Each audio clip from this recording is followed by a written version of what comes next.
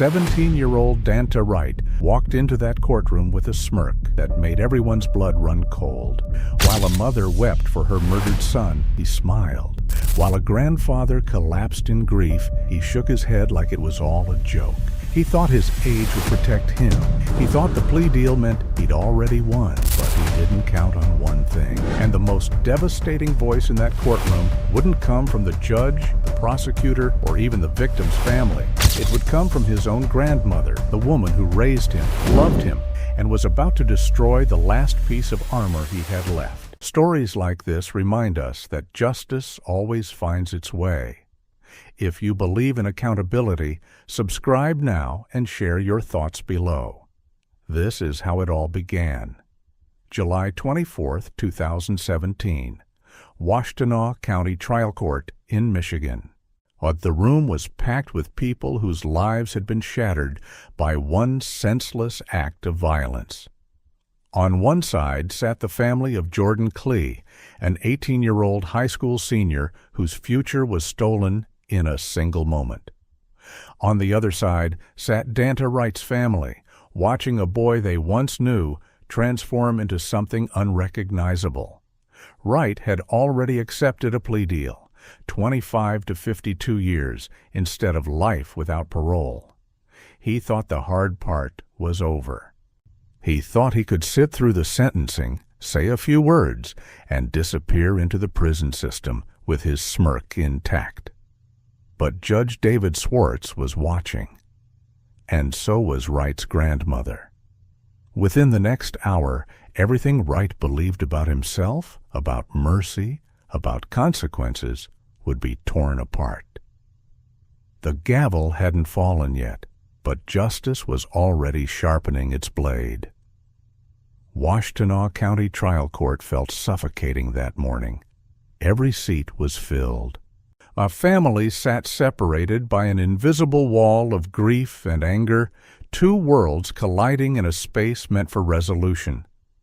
Jordan Klee's mother, Karen, sat with her hands folded tightly in her lap, her face a mask of exhausted sorrow.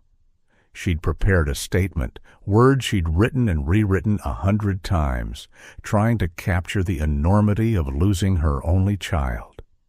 Beside her sat Jordan's grandfather, a man who'd watched his grandson grow from a baby into a promising young man, only to watch that promise extinguished by a teenager's bullet. They were surrounded by cousins, friends, teachers, people who'd loved Jordan and were now forced to sit in this cold room and beg for justice. Across the aisle sat Danta Wright's family. His mother, Antoinette Carter, wore the same exhausted expression as Karen Klee, though her exhaustion came from a different kind of grief. She'd spent 9 months insisting her son was innocent, that he'd been in the wrong place at the wrong time, that mental health issues no one understood had led him down this path.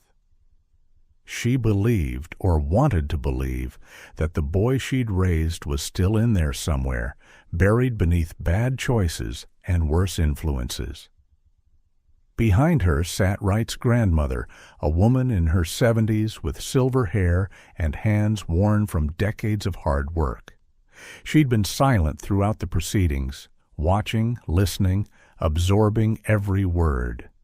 No one knew yet that she would become the most important voice in the room.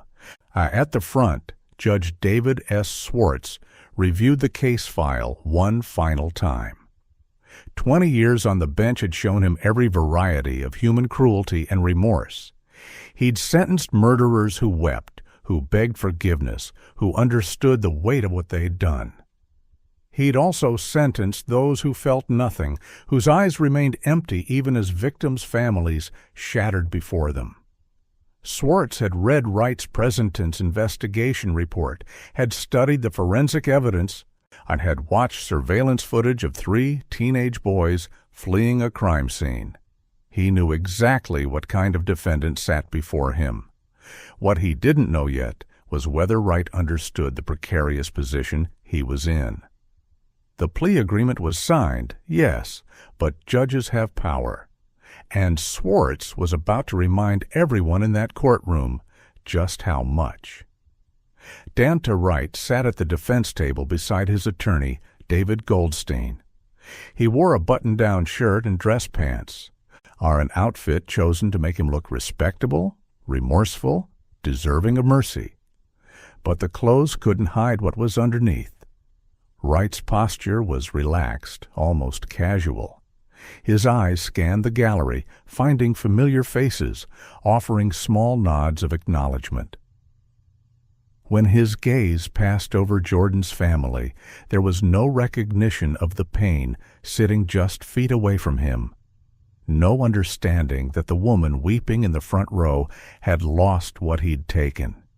He looked like someone waiting for a bus, not someone about to be sentenced for murder.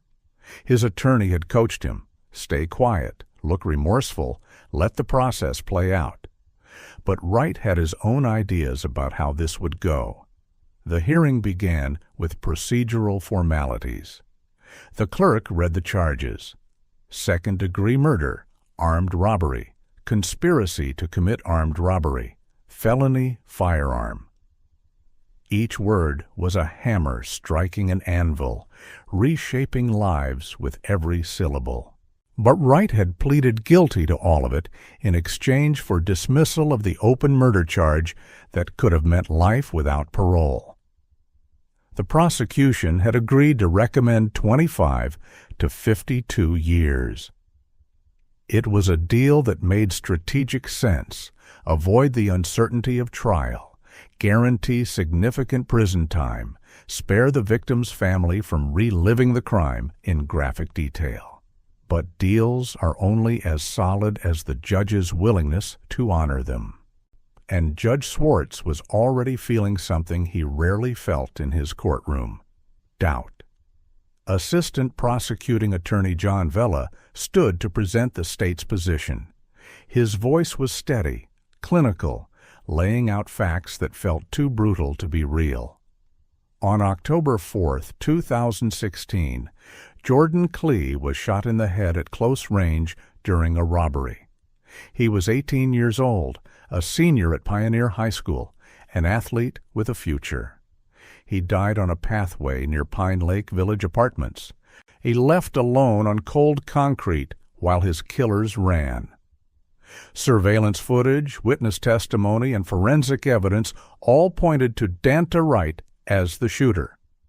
Text messages recovered from Wright's phone showed planning, intent, conspiracy. One of Wright's accomplices had confessed, providing detailed testimony that corroborated every piece of physical evidence. This wasn't a case with ambiguity. This was murder, plain and simple, committed by a 17-year-old who valued sneakers and jackets more than human life. Defense attorney David Goldstein rose to offer the counterpoint. He spoke about adolescent brain development, about the prefrontal cortex still maturing in teenage years, about impulsivity and peer pressure, and environments that fail young men before they fail themselves. He spoke about Wright's age, 17 at the time of the crime, barely old enough to vote, decades away from the person he could become with proper intervention and time. Goldstein acknowledged the tragedy of Jordan's death, but argued that destroying another young life wouldn't bring Jordan back. He painted Wright as redeemable, as someone who'd made a catastrophic mistake, but deserved the possibility of eventual freedom. It was a well-constructed argument, the kind that works in cases where defendants show genuine remorse. But remorse was about to become the central issue of this hearing, and Wright was about to prove he had none. Judge Swartz looked at the defendant. "We'll now hear victim impact statements," he said, his voice carrying the weight of ritual and necessity. Jordan's grandfather stood first, gripping the podium to steady himself. When he began to speak, his voice cracked immediately. He talked about Jordan as a baby, as a little boy who loved football, as a teenager who called him every week. He talked about dreams, college, career, family that would never materialize. He talked about the hole in his life that would never be filled. And as he spoke, as tears streamed down his face, Danta Wright smiled. Not a nervous smile, not a grimace, a genuine, unmistakable smile. He shook his head slightly, as if the old man's grief was performative, ridiculous, beneath acknowledgment. The courtroom froze. Judge Swartz's jaw tightened. And in that moment, the trajectory of the entire hearing shifted. Karen Klee couldn't read her statement herself. The words were there, carefully written, each sentence a monument to unspeakable loss. But when the moment came, her voice failed. Grief has a physicality. It lives in the chest, in the throat, in the inability to breathe properly when pain becomes too large for the body to contain. A family member stepped forward to read on her behalf, and the courtroom braced itself. This wasn't going to be easy. Nothing about this case had been easy. But hearing a mother's words read aloud by someone else, because the mother herself was too broken to speak them, carried a particular kind of devastation that settles into bones and stays there. The statement began with October 4th, 2016, the day that divided Karen's life into before and after. Before, she was a mother preparing to watch her son graduate, helping him research colleges, imagining his wedding someday. After, she was a woman who received a phone call that stopped time. The voice on the other end told her Jordan had been hurt, that she needed to come to the hospital, that she should hurry. She knew before she arrived. Mothers know. Some primal part of her recognized that the world had fundamentally changed, that the son she'd raised alone, the boy she'd poured every ounce of herself into, was gone. The hospital confirmed what her heart already understood. Jordan was dead, shot in the head, murdered for his shoes. The family member reading the statement described Karen's life in the months after. Sleepless nights haunted by nightmares. Thanksgiving dinner with an empty chair. Christmas presents she'd bought for Jordan before he died, still wrapped, sitting in a closet, because she couldn't bear to see them and couldn't bear to throw them away.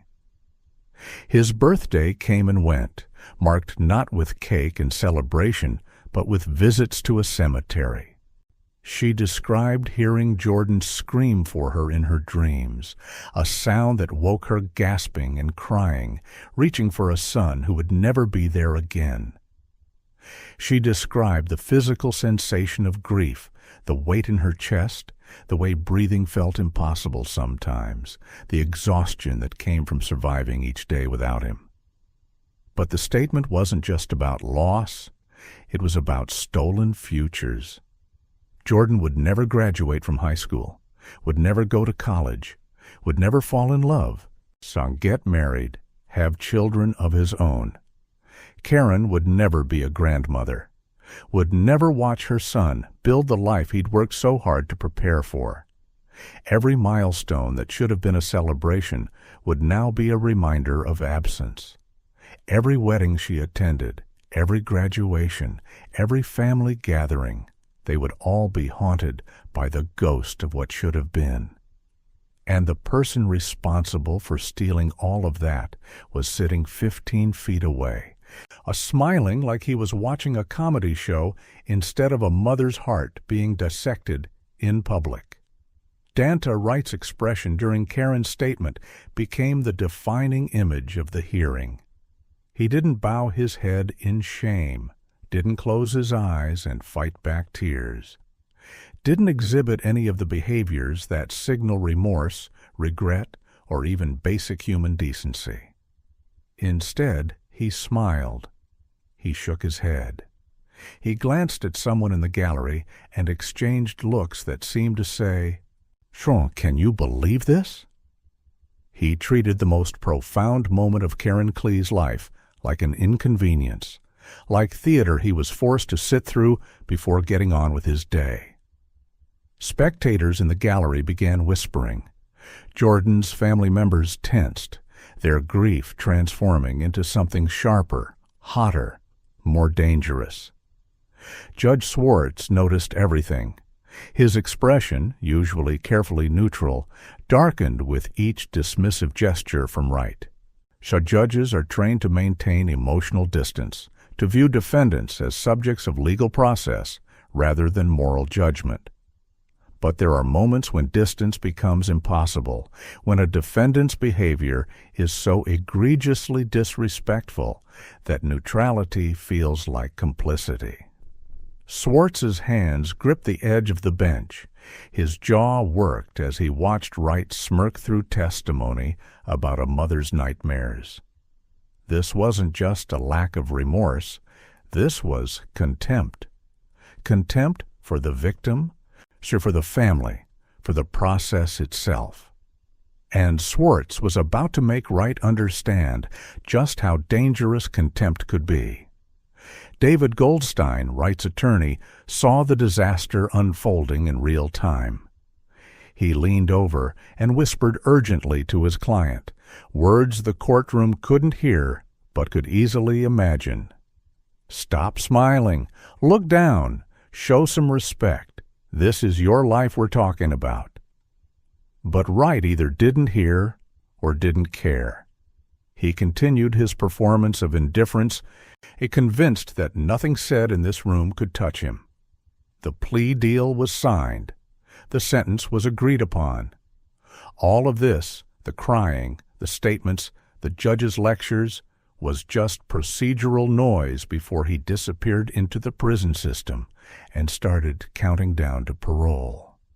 He thought he'd already won. He thought mercy was guaranteed. He was about to learn that mercy is a gift, not a right, and gifts can be revoked. The family member finished reading Karen's statement and returned to her seat. Karen herself sat motionless, tears streaming down her face, hands clenched so tightly her knuckles had gone white. She'd poured everything into those words, hoping they would somehow convey the magnitude of her loss, hoping the boy who'd killed her son might feel even a fraction of the pain he'd caused. But Wright's face told her everything she needed to know. He felt nothing, understood nothing, cared about nothing except himself. And in that realization, something in Karen shifted. She'd come to this courtroom seeking closure, seeking some acknowledgement that Jordan's life had mattered. Instead, she was watching his killer mock her grief. Justice, she understood in that moment, would have to come from somewhere else. And Judge Swartz was already preparing to deliver it. Judge David S. Swartz had presided over hundreds of sentencing hearings. He'd seen defendants cry, beg, promise to change. He'd seen others sit in stony silence, offering nothing, hiding behind attorney-crafted statements. He'd seen the full spectrum of human response to consequence. But in 20 years on the bench, he'd never seen what was happening right now. A teenage murderer openly mocking the family of his victim during their impact statements. Swartz felt something he rarely allowed himself to feel in court. Anger. Not the hot, impulsive kind, but the cold. A calculated fury of someone watching injustice compound itself. Wright wasn't just guilty of murder, he was guilty of cruelty.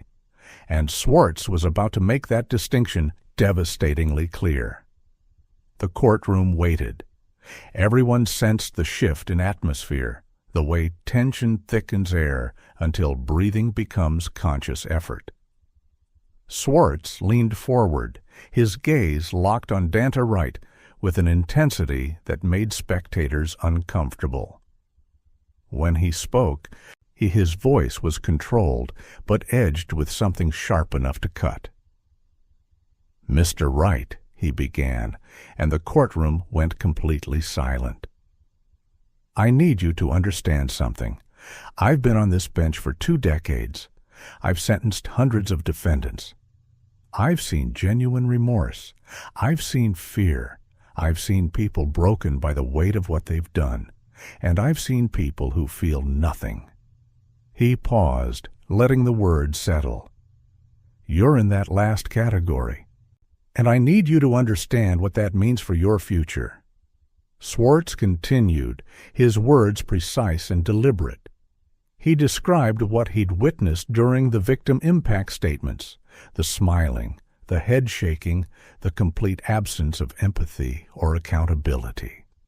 He said it was one of the most disturbing displays of disrespect he'd ever seen in his courtroom. He told Wright that smiling while a mother weeps for her murdered son isn't just inappropriate, it's morally reprehensible. It reveals something fundamental about character, about the capacity to recognize other people as fully human, about whether someone is capable of rehabilitation or simply irredeemable. The words landed like physical blows. Wright's smirk began to falter, uncertainty creeping into his expression for the first time.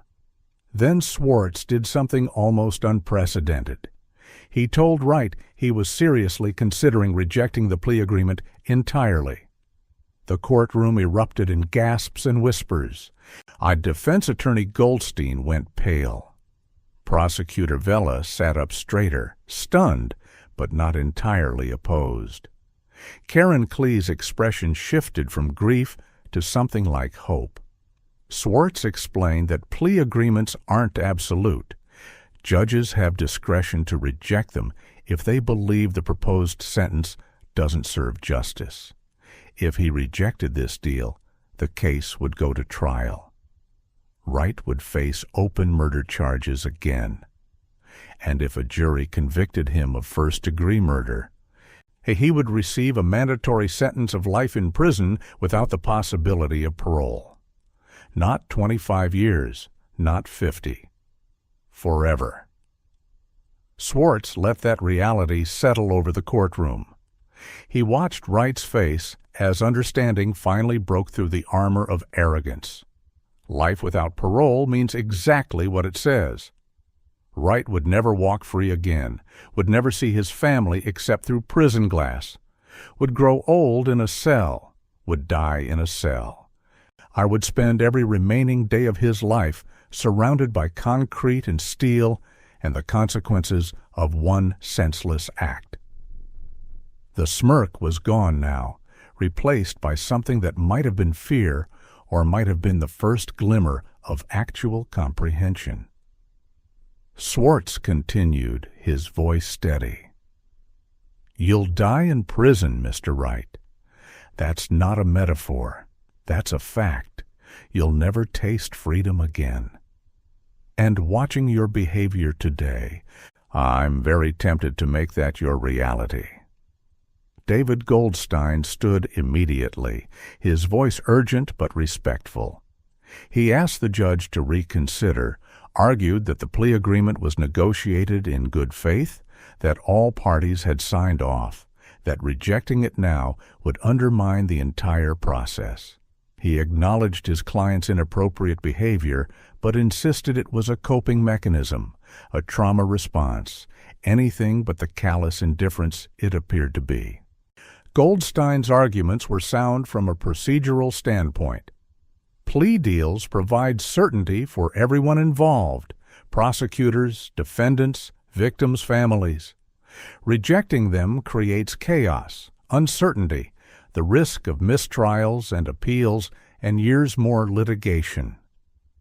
But Swartz wasn't interested in procedure right now. He was interested in justice. And justice at this moment felt very far from guaranteed. Prosecutor John Vela stood as well. His position was delicate. The state had agreed to the plea deal, had recommended the 25 to 52-year sentence. But he'd also just watched Wright disrespect his victim's family in the most egregious way possible. Vela told the judge he understood his concerns, that Wright's behavior was indeed disturbing, that perhaps they'd been too quick to offer leniency.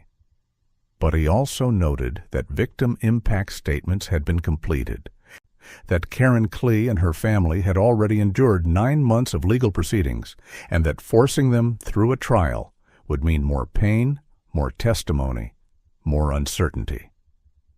It was a carefully balanced argument, acknowledging Swartz's anger while gently guiding him back toward the original agreement.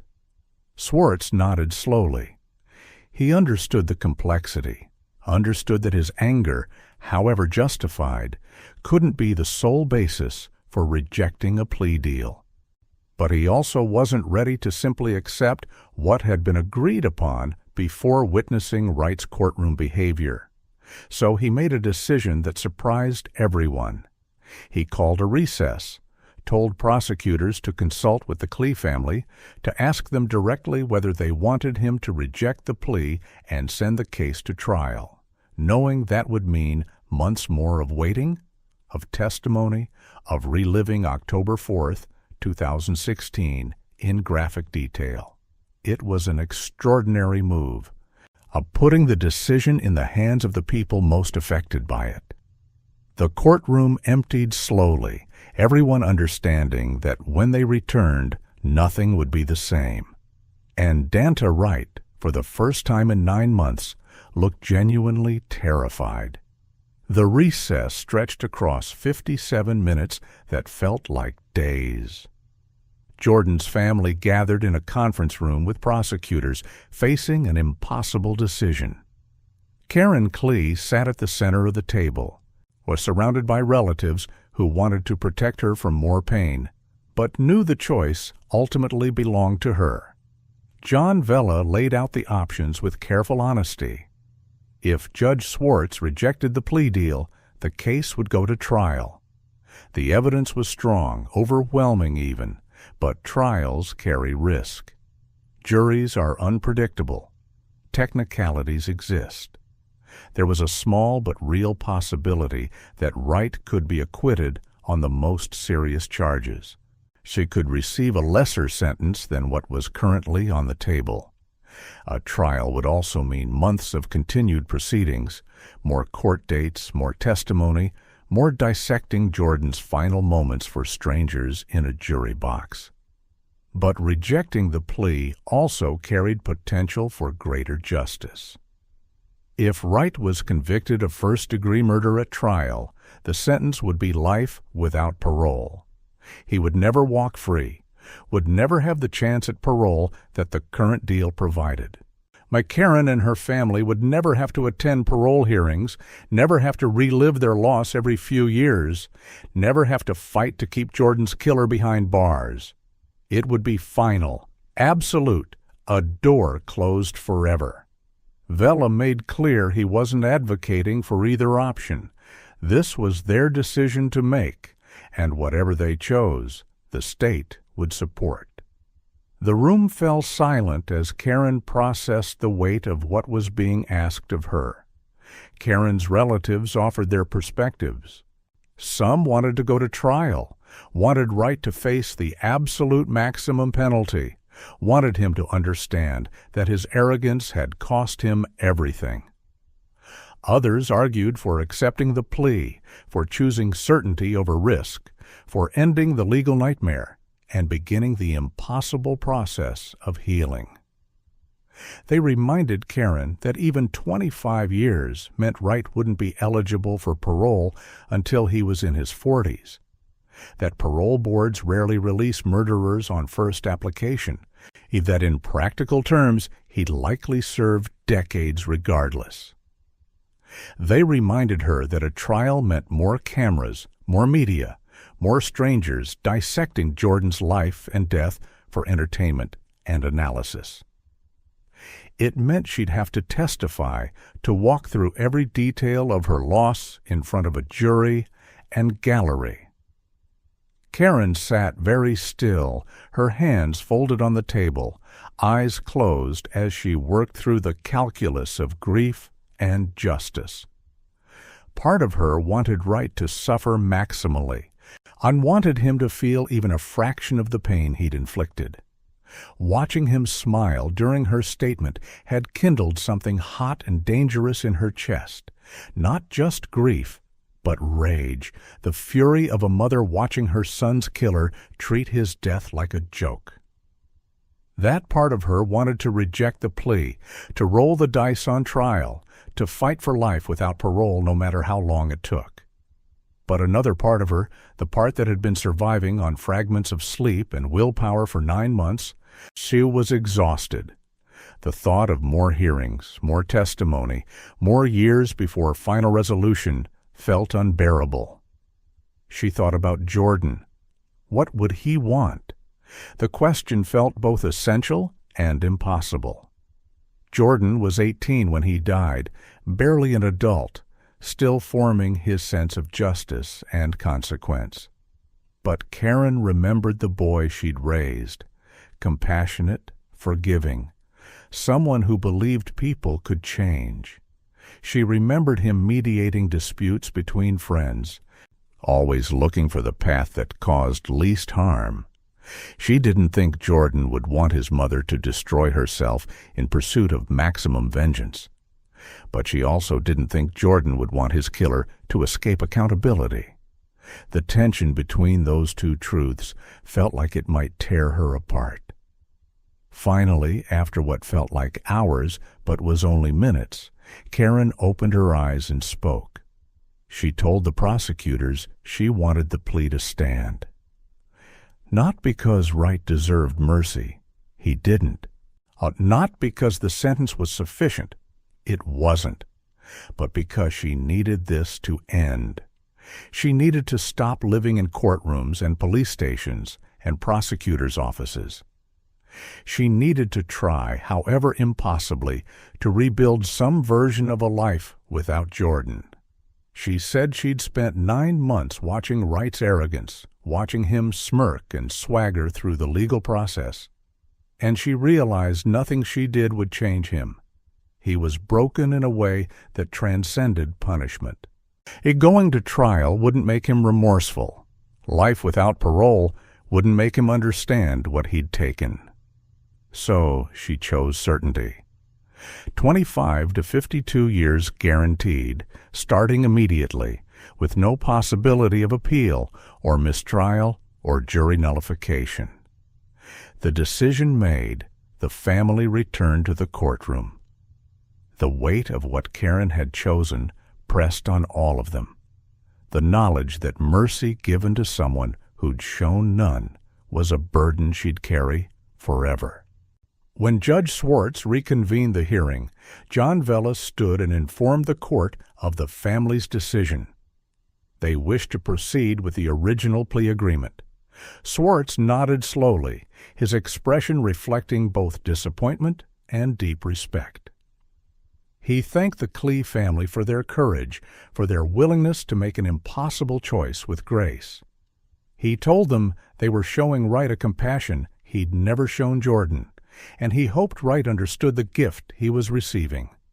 Then Swartz turned to Wright, and his voice hardened into something cold and final. He told Wright that the plea would stand, but on conditions. Wright was not to interpret this decision as vindication, as proof he'd gotten away with anything. He was receiving mercy he didn't deserve from people he'd wronged in the most fundamental way possible. The Klee family was choosing to spare themselves further trauma, not to spare Wright from justice. Swartz said he wanted Wright to understand that every day of the next 25 to 52 years was a gift from the family whose son he'd murdered. Every breath he took in prison, every meal, every moment of consciousness, all of it existed because Karen Klee had chosen compassion over vengeance. And if Wright had any capacity for change, any possibility of redemption, it would start with acknowledging that reality. The courtroom sat in absolute silence as Swartz's words echoed off the walls. The smirk on Wright's face was long gone. but whether understanding had replaced it remained to be seen. The moment arrived for Danta Wright to address the court. It's standard procedure in sentencing hearings. Defendants are given the opportunity to speak, to express remorse, to apologize, to humanize themselves before the judge pronounces sentence. Defense attorneys coach their clients carefully on these statements. They acknowledge responsibility, express genuine regret, speak directly to the victim's family, show the judge you understand the gravity of what you've done and the pain you've caused. David Goldstein had undoubtedly given Wright similar guidance. The question was whether Wright would follow it. Given everything the courtroom had witnessed so far, the answer was already becoming clear. And it wasn't going to be good. Wright stood, his posture casual, his expression unreadable. He cleared his throat and began to speak, his voice steady and entirely devoid of the emotion one might expect from someone facing decades in prison. He said he wanted to accept the plea agreement. Just that, no elaboration, no context, as if he were confirming a dinner reservation rather than accepting responsibility for murder. Then he said something that made the courtroom collectively hold its breath. He said he'd be home soon, not in 25 years, not after serving his debt to society. Soon, as if the 25 to 52-year sentence was a minor inconvenience, a temporary detour on his way back to the life he'd been living before he killed Jordan Klee. The statement continued, brief and stunningly self-centered. Wright said he loved his family. A reasonable enough sentiment, except it was positioned as the primary concern, eclipsing any acknowledgement of the family sitting across the aisle whose son he'd murdered. Then came the moment that crystallized everything wrong with Wright's character, everything Judge Swartz had been trying to articulate.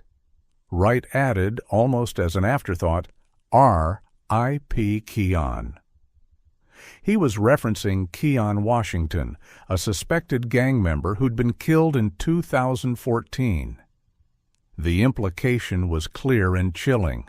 Wright saw himself as a soldier in a street war, someone whose actions were justified within the logic of gang culture. He wasn't a murderer. He was a warrior. And Jordan Klee wasn't a victim. He was collateral. The courtroom erupted in whispers and gasps. Karen Klee's face crumpled. Jordan's grandfather shook his head in disbelief. Even spectators who'd come simply to witness justice being served looked stunned. Wright hadn't apologized, hadn't acknowledged Jordan by name, hadn't expressed remorse, regret, or any recognition that his actions had destroyed lives. He'd used his one opportunity to speak, to show even a sliver of humanity, and instead revealed the complete absence of it. He sat back down with the same casual demeanor he'd maintained throughout, as if he'd just fulfilled a minor obligation. His attorney looked horrified. Judge Swartz looked like he was reconsidering every decision that had led to this moment. David Goldstein stood immediately, attempting damage control. He addressed Judge Swartz with urgency, explaining that his client's statement didn't reflect his true feelings. Goldstein argued that Wright was scared, that he was young and dealing with overwhelming circumstances poorly, that his words were a defense mechanism masking deeper fear and guilt. He insisted that Wright did feel remorse, that beneath the inappropriate demeanor was a 17-year-old boy terrified of spending his life in prison, coping in the only way his immature brain knew how. Goldstein reminded the court of adolescent brain development, of impaired judgment, and of the gap between teenage behavior and true character. His arguments were eloquent and technically sound, but they were also completely undermined by what everyone had just witnessed. Prosecutor John Vella rose to respond, and his tone was surgical in its precision. He told Judge Swartz that Wright's statement proved exactly what the prosecution had maintained from the beginning. This wasn't a scared teenager masking fear with bravado. This was someone fundamentally lacking in empathy. Someone who viewed Jordan Klee's death as an acceptable cost of the lifestyle he'd chosen. Vella pointed to the R.I.P. Keon comment, deconstructing it with devastating accuracy. Wright wasn't confused or frightened. He was defiant. He saw himself as part of a culture that glorifies violence, that measures worth in dominance, that treats human life as disposable. The smile during victim impact statements, at the casual tone of his address to the court, all of it revealed someone who didn't just lack remorse. He lacked the capacity for it. Vella continued, methodically dismantling any sympathy Wright might have generated. He reminded the court that Wright had 9 months to show remorse, during his arrest, during interrogations, during pretrial proceedings. 9 months to demonstrate that somewhere beneath the arrogance was a human being capable of recognizing the horror of what he'd done. Instead, Wright had maintained his swagger, his sense of invulnerability, his belief that youth and street credibility would shield him from real consequence. Even now, facing decades in prison, he couldn't summon the basic decency to apologize to Karen Klee. Couldn't acknowledge that Jordan had a name, a life, a future that Wright had stolen. This wasn't immaturity. This was character. And character, once revealed, is hard to hide. As the attorneys argued, something shifted in the gallery. A figure rose from the back row, moving slowly, drawing attention despite her obvious intention to remain unnoticed. She was elderly, perhaps in her 70s, with silver hair and a face carved by years of hardship and resilience. She'd been sitting quietly throughout the entire hearing, watching her grandson self-destruct in real time. Now she was standing, her hands trembling slightly, her expression a mixture of sorrow and determination. Judge Swartz noticed her and paused mid-sentence. Oh, the courtroom fell silent. And Danta Wright's grandmother asked, in a voice barely above a whisper, for permission to speak. What happened next would become the most powerful moment of the entire hearing, and the beginning of Wright's complete psychological collapse. Judge Swartz hesitated. Procedurally, this was irregular. Victim impact statements had concluded. Defense and prosecution had made their arguments. The sentencing phase was nearly complete. But something in the grandmother's eyes, a weight that spoke of decades bearing impossible burdens, made Swartz pause. He'd spent 20 years learning to read people, to recognize when someone had something essential to say. This woman, who'd sat silently through hours of testimony while her grandson mocked his victim's family, had earned the right to be heard. Swartz nodded slowly and told her she could approach. The courtroom held its collective breath as an elderly woman walked to the podium, each step deliberate, carrying the weight of a decision that would haunt her forever. She introduced herself simply, her voice quiet but steady. She was Danta's grandmother. She'd helped raise him when his mother worked multiple jobs trying to keep food on the table and a roof overhead.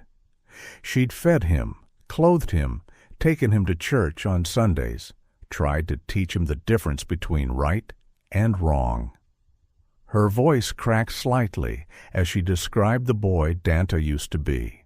Sweet, curious, full of questions about the world. She remembered him at 5 years old, holding her hand as they walked to the store, asking why the sky was blue. She remembered him at 10, helping her carry groceries, wanting to be useful, wanting to make her proud. Somewhere between that 10-year-old boy and the 17-year-old sitting in this courtroom, Something fundamental had broken, and she hadn't seen it until it was too late. She talked about the moment she realized he was changing. It happened gradually, like watching a photograph fade in sunlight. He stopped coming around as often. When he did visit, he was different, harder, more secretive, surrounded by friends she didn't recognize and didn't trust. She tried to intervene, tried to pull him back from whatever edge he was approaching. She'd sat him down, talked to him about choices and consequences, about the men in their family who'd ended up in prison or graves. He'd listened with the patience of someone humoring an old woman who didn't understand how the world really worked. She watched him slip away, felt the distance growing between the boy she'd raised and the stranger he was becoming. She'd prayed for him, bargained with God, stayed awake nights worrying. None of it had been enough. Then she shifted her focus, and the temperature in the courtroom dropped. She turned slightly, looking across the aisle at Karen Klee. Her voice broke completely as she said she thought about Karen every single day since Danta's arrest. She'd tried to imagine what it must feel like to lose a child to violence, to know the person who took that child was someone else's grandson, someone else's failure. She said she was ashamed. The word landed with devastating weight. Ashamed that the boy she'd helped raise became a killer. Ashamed that she hadn't seen the warning signs clearly enough, hadn't intervened forcefully enough. I hadn't done something, anything, to prevent October 4th, 2016 from happening. She knew logically that she wasn't responsible for Danta's choices. But logic doesn't govern grief or guilt, and she carried both. She spoke directly to Karen now, tears streaming down her weathered face. She said there were no words sufficient to express her sorrow, no apology that could undo the horror or bring Jordan back. But she needed Karen to know that not everyone in Danta's family was blind to what he'd done. She needed Karen to understand that someone from the other side of this tragedy recognized the enormity of her loss and took no comfort in the boy who'd caused it. She apologized, not on Danta's behalf, because she couldn't speak for someone who refused to speak for himself, but on her own behalf, as someone who'd loved him and failed to save him from himself. The apology hung in the air, raw and insufficient and heartbreaking. Karen Klee wept openly, nodding slightly, acknowledging the only gesture of genuine remorse anyone from Wright's family had offered. Then the grandmother turned to face her grandson. The courtroom seemed to contract, all attention focused on this moment of reckoning. She looked at Danta Wright, this boy she'd loved, this boy she'd believed in, and told him she didn't recognize him anymore. Her voice, which had been soft and trembling, gained strength. She said watching him smile and laugh during the victim impact statements had broken her heart in ways she couldn't fully articulate. It was disgraceful. It was cruel. It revealed someone she couldn't defend, couldn't excuse, couldn't protect anymore. She told him he wasn't the grandson she'd raised, that the real Danta had died somewhere along the way, replaced by someone wearing his face but empty of his soul. She said she loved him, would always love him, but she didn't like who he'd become. And the distinction was crucial and devastating. Love is often unconditional, especially from family. But respect, pride, the ability to look at someone and recognize their humanity, those can be forfeited. She told Judge Swartz in a voice that cut through the silence like a blade that she supported whatever sentence the court deemed appropriate.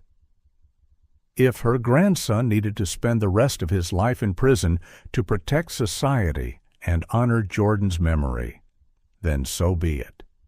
She said she'd rather visit Danta in prison for the next 50 years watching him age behind bars, than hear about him taking another child's life. The words were a sword through Wright's last defense. The one person whose love he'd thought was guaranteed had just told him he'd become unlovable. The courtroom was devastated. Spectators wept openly. Even the bailiffs, trained to maintain stoic professionalism, looked shaken. Karen Klee, who'd been carrying grief like armor for 9 months, it broke down completely, her sobs echoing off the courtroom walls. And Danta Wright, who'd maintained his arrogant facade through everything, through arrest, interrogation, 9 months of legal proceedings, victim impact statements, and prosecutorial condemnation, finally cracked. His face crumpled. His shoulders began to shake. He tried desperately to hold himself together, to maintain some fragment of the persona he'd constructed. But the armor was gone. His grandmother's words had found every crack, every weakness, every place where the real boy still existed beneath the killer's mask. For the first time since October 4th, 2016, Danta Wright looked like what he truly was, a 17-year-old who destroyed everything and was only now beginning to understand what that meant. The grandmother finished speaking and turned away from the podium. She didn't look at Danta again. She'd said what needed saying, done what needed doing. She moved slowly back to her seat, aging visibly with each step, the cost of her testimony carved into every line of her face. Judge Swartz sat silent for a long moment, visibly moved, composing himself before proceeding. He thanked her for her courage, for her honesty, for demonstrating the kind of accountability her grandson should have shown months ago. He said her testimony was one of the most powerful and heartbreaking things he'd witnessed in 20 years on the bench. Then he turned to Danta Wright, and his expression hardened into something final and absolute. The time for mercy, for second chances, for carefully calibrated legal arguments, all of that was over. Justice was about to speak, and it would not be gentle. Judge David Swartz took a breath before speaking, the kind of breath that signals a shift from person to instrument of law. He'd been moved by the grandmother's testimony, had felt the weight of a family torn apart by one boy's choices. But now he had to set emotion aside and deliver the sentence that would define the rest of Danta Wright's life. He addressed the courtroom first, acknowledging the extraordinary nature of this hearing. He said he'd presided over countless murder cases, but this one stood out, not because of the brutality of the crime, though it was brutal, but because of the defendant's complete lack of remorse and the courage of a grandmother who refused to enable her grandson's delusions. It was a case that revealed both the worst and best of human nature, often from people who shared the same blood. Swartz then addressed Wright directly, his voice steady, but edged with steel. He told Wright that he'd been given opportunities most killers never receive. He'd been offered a plea deal that spared him life without parole. He'd been shown mercy by a victim's family who had every right to demand his absolute destruction. And he'd been loved by a grandmother who stood in this courtroom and broke her own heart to tell him the truth. Swartz said Wright didn't deserve any of it, didn't deserve the plea deal that gave him a path to eventual parole, didn't deserve Karen Klee's grace in choosing not to force a trial, didn't deserve his grandmother's love, which persisted despite everything he'd done and become. But he was getting all of it anyway, because the justice system isn't about revenge. It's about accountability and the possibility, however slim, of redemption. Swartz continued, his words precise and unsparing. He said he hoped Wright would use every single day of his incarceration to become someone worthy of the mercy he'd been shown. to honor Jordan's memory by transforming into a better person, to prove his grandmother's sacrifice wasn't in vain. But Swartz also made clear he wasn't optimistic. Wright's behavior throughout the hearing suggested someone fundamentally broken, someone who might never grasp the weight of what he'd done. The smiling during victim impact statements, the casual tone of his address to the court, the R.I.P. Keon comment that revealed he saw himself as a gangster rather than a murderer. All of it pointed to someone whose capacity for empathy had been either destroyed or never developed in the first place. A redemption requires the ability to recognize harm caused, and Wright seemed incapable of that recognition. Then Swartz delivered the sentence, and the courtroom seemed to exhale years of held breath. In accordance with the plea agreement, he sentenced Danta Wright to 23 to 50 years in prison for second-degree murder, armed robbery, and conspiracy to commit armed robbery. He also sentenced Wright to an additional 2 years for felony firearm, to be served consecutively. That meant Wright would serve a minimum of 25 years before becoming eligible for parole. If the parole board determined he remained a threat, and Swartz noted they almost certainly would, he could serve the full 52 years. In practical terms, Wright wouldn't see the outside of a prison until he was in his 60s at the earliest, possibly his 70s. His youth, the thing his attorney had argued should be a mitigating factor, was now the thing being taken from him. He'd age behind bars, watching decades pass through narrow windows, knowing he'd thrown everything away for shoes and a jacket. Swartz explained what this sentence meant in granular detail, ensuring Wright understood every dimension of his future. 25 years minimum meant Wright would be 42 years old before his first parole hearing.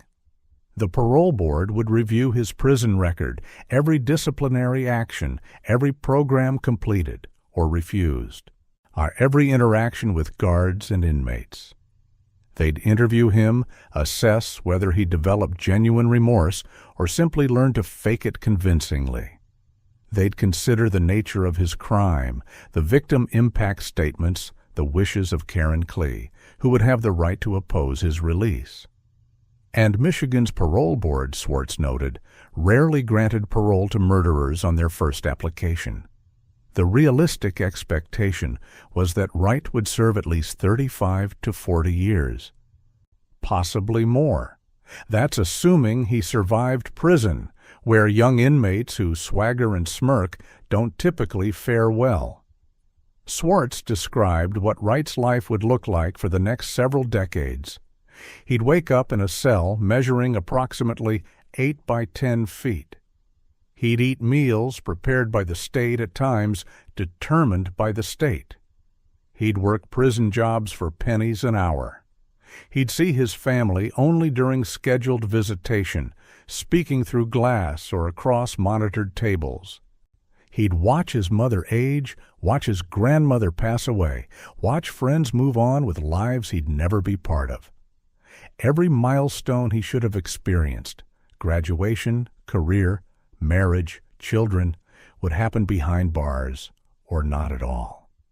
Every choice, from when he could shower to what he could read, would be controlled by a system designed to contain him.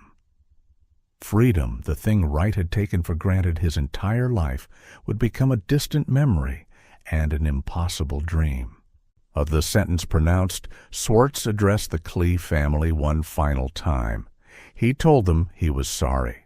Sorry that the system couldn't bring Jordan back. Sorry that no sentence, no amount of time, would ever be sufficient recompense for their loss. Sorry that they'd had to endure this hearing, watching the person who killed their son display such callous indifference. He said he hoped the sentence brought some measure of closure, some sense that Jordan's life had been acknowledged and his death answered. He thanked them for their grace, for their willingness to participate in a process that had caused them immeasurable pain. And he promised that Danta Wright would serve every day of this sentence, that Jordan's memory would be honored through accountability, even if the person being held accountable lacked the capacity to understand why. Then came the moment that would be captured in photographs and replayed on news broadcasts and shared millions of times across social media. Bailiffs approached Danta Wright, placing handcuffs on his wrists. The metallic click echoed through the silent courtroom, a sound that signified the end of one life and the beginning of another. Wright stood unsteadily, the weight of the sentence finally registering on his face. The smirk was completely gone. The arrogance had evaporated. On what remained was a 17-year-old boy staring into a future that stretched out like a desert, endless, barren, unforgiving. He turned slightly, searching the gallery for his grandmother. She met his gaze and nodded once, a gesture packed with love and disappointment, hope and grief, acceptance of what must be. Then Wright was led toward the side door that would take him out of the courtroom and into the Michigan Department of Corrections, where he would spend the majority of his remaining life. The gavel fell. It's a small sound, really, wood striking wood, a crack that lasts barely a second. But in a courtroom, it carries the weight of finality. Judge Swartz's gavel marked the official end of Danta Wright's sentencing hearing, the closing of a legal chapter that had consumed 9 months of investigation, negotiation, and emotional devastation. For the Klee family, the sound represented something like closure. Though closure is too neat a word for what families of murder victims actually experience. It wasn't an ending so much as permission to stop living in courtrooms and police stations, to begin the impossible work of rebuilding lives around an absence that would never stop aching. For Wright, the gavel was a door slamming shut on everything he'd known, on the fantasy that youth would shield him, on the delusion that he could murder someone and walk away grinning. Shakaren Klee remained seated as the courtroom began to empty, her hands still folded tightly in her lap. She'd prepared for this moment for 9 months, had envisioned what it would feel like to watch Jordan's killer sentenced, to hear a judge pronounce decades of imprisonment. She'd imagined satisfaction, maybe even triumph. Instead, she felt hollow.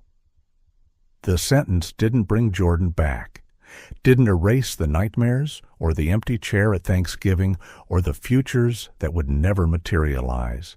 It provided accountability, yes, and that mattered. But it wasn't healing, it wasn't closure. It was simply the end of one form of agony and the beginning of another. The agony of learning to live in a world where her son's killer would eventually have a life again, while Jordan remained frozen at 18 forever. Jordan's grandfather sat beside Karen, his face buried in his hands. He'd held himself together through the victim impact statements, through watching Wright smirk, through the grandmother's devastating testimony. But now, with the sentencing complete, the adrenaline that had sustained him drained away all at once. He wept openly, shoulders shaking with sobs that carried 9 months of suppressed grief. A grandson he'd loved since birth was gone, murdered over possessions worth maybe $100. And the person responsible would serve time, yes, but would eventually be eligible for parole. Arn would potentially walk free while Jordan remained in the ground. The injustice of it, not that Wright was sentenced, but that he'd live while Jordan wouldn't, felt unbearable. No sentence could balance those scales. Nothing could. Wright's family exited the courtroom in silence, a contrast to the entrance they'd made that morning. His mother, Antoinette, had her arm around Wright's grandmother, supporting the elderly woman who looked like she'd aged decades in a single day. Antoinette still maintained her son's innocence, still believed some miscarriage of justice had occurred, still couldn't reconcile the boy she'd raised with the killer everyone else saw. But her voice lacked conviction now. She'd watched her son smile through victim impact statements, had heard him deliver a statement devoid of remorse, had listened as her own mother testified that Danta had become someone unrecognizable. Denial was becoming harder to maintain. At some point, now probably in the quiet hours alone at night, she'd have to confront the truth everyone else already knew. Her son was a murderer, and loving him didn't change that. The grandmother walked slowly, leaning heavily on her daughter, each step an effort. She'd done what needed doing, had spoken truth when silence would have been easier. But the cost was devastating. She'd stood in a courtroom and told her grandson she supported his imprisonment, that she'd rather watch him age in a cell than risk him taking another life. Those words couldn't be taken back, couldn't be softened or reframed. They would define her relationship with Danta for whatever years remained. She'd still visit him in prison, would still love him in the complicated way family loves even its most broken members. But something fundamental had shifted. She'd chosen morality over loyalty, truth over comfort, and that choice would haunt her for the rest of her life, even as she knew it was the only choice she could have made. Media gathered outside the courtroom, cameras ready to capture reactions, microphones extended for statements. Karen Klee declined to speak, walking past reporters with her family forming a protective barrier around her. She'd said everything she needed to say in her victim impact statement. She had no interest in performing grief for news cycles, in providing sound bites that would be edited and replayed and dissected by strangers. Jordan's grandfather paused briefly, offering only a quiet thank you to the prosecutors and judge, acknowledging the work done to secure accountability. Then the family disappeared into vehicles that would take them away from the courthouse, away from the place where justice had been served, but healing remained impossibly distant. Wright's attorney, David Goldstein, gave a brief statement to reporters. He carefully worded to acknowledge the tragedy while preserving his client's limited appellate options. He expressed sympathy for the Klee family, noted that Wright was still a teenager with capacity for change, suggested that the sentence, while severe, provided opportunity for eventual rehabilitation. It was the kind of statement defense attorneys give after losing balancing professional obligation with human decency. Goldstein knew Wright had destroyed any sympathy he might have generated through his courtroom behavior. But he also knew his job was to represent his client zealously, even when that client had made his job nearly impossible. The interview lasted less than 3 minutes before Goldstein, too, departed, leaving the courthouse steps to prosecutors and the endless appetite for true crime content. Inside, the courtroom sat empty. Judge Swartz remained at the bench for several minutes after everyone left, reviewing his notes, processing what had just occurred. 20 years on the bench had given him perspective on the limits of justice. Courts can assign blame, impose punishment, provide structure for society's response to violence. But they can't heal trauma, can't resurrect the dead, can't transform people who lack the capacity or will to change. He thought about Wright's grandmother, and about the courage required to stand before a court and condemn someone you love. He thought about Karen Klee, facing decades of grief while her son's killer had decades to potentially rebuild a life. He thought about Jordan, whose name would eventually fade from news cycles and public consciousness while his family carried his absence forever. Then Swartz gathered his files, stood, and left the bench. Another case awaited. Justice never rests, even when it feels insufficient. Danta Wright entered the Michigan Department of Corrections system on July 24, 2017, the same day he was sentenced. The transition from defendant to inmate happens with bureaucratic efficiency. Strip search, medical evaluation, psychological assessment, fingerprinting, photographing, assignment of an inmate number that replaces your name in official documents. Wright was no longer Danta Wright, 17-year-old from Detroit with dreams of street credibility and gang status. And he was inmate 987654, property of the state, subject to rules enforced by guards who didn't care about his backstory or his arrogance or his belief that 25 years was something he'd somehow navigate around. Prison operates on a simple premise. You do what you're told, when you're told, or you suffer consequences that make courtroom sentences seem abstract.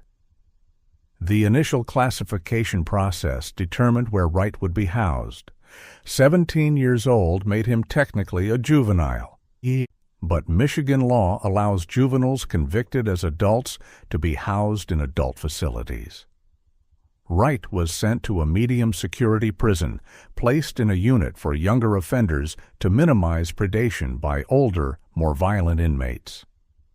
Even with those precautions, prison is dangerous for teenagers, especially those who enter with the kind of swagger Wright had displayed in court.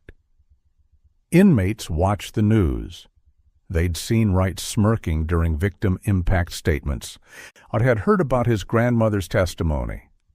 Some viewed him as entertainment. Others saw him as someone who needed to be taught lessons that courtrooms couldn't teach. Wright's first months were brutal, not in ways that generate headlines, but in the daily accumulation of small humiliations that break down the person you were and replace it with the person prison makes you become. Prison routine is designed to eliminate autonomy. Sure, Wright woke at 5:30 every morning to the sound of metal doors sliding open electronically. He had 15 minutes to dress, make his bed to exact specifications, and stand for count. Breakfast was served at 6, eaten in a cafeteria where established hierarchies determined where you sat and who you spoke to. New inmates, especially young ones, occupied the lowest rung. Wright learned quickly that the smirk that had served him in courtrooms earned him nothing but trouble behind walls. Disrespect in prison doesn't get you viral videos and social media attention. It gets you isolated, targeted, reminded constantly that you're nobody, worth nothing, easily replaced if something happens to you. The armor of arrogance cracked within weeks. His cell measured 8 feet by 10 feet, containing a metal bunk, a toilet, a small sink, and a desk bolted to the wall. He shared this space with a cellmate, a man in his 30s serving time for armed robbery, who'd been incarcerated long enough to have stopped counting years. The cellmate gave Wright the basic education all new inmates receive: how to avoid trouble, which guards to respect, and which to avoid. The unwritten rules that govern prison society. Wright learned that respect in prison is earned through consistency, through doing your time quietly, through not causing problems. Swagger gets you hurt. Silence gets you through. It was an education that courtrooms and attorneys and even his grandmother's testimony couldn't provide. Only the reality of concrete and steel and the endless tedium of controlled existence could teach it. Wright was assigned to work in the prison kitchen, a job that paid 23 cents an hour and required him to wake at 4:30 for prep work. He washed dishes, cleaned floors, hauled trash, performed tasks that obliterated any sense of self-importance he'd carried into prison. His hands, which had held a gun that ended Jordan Clee's life, now held mop handles and dish rags. The irony wasn't lost on him, though whether it generated genuine reflection or just resentment remained unclear. Prison work isn't rehabilitation in the therapeutic sense. It's simply control, the state asserting dominance over every aspect of your existence.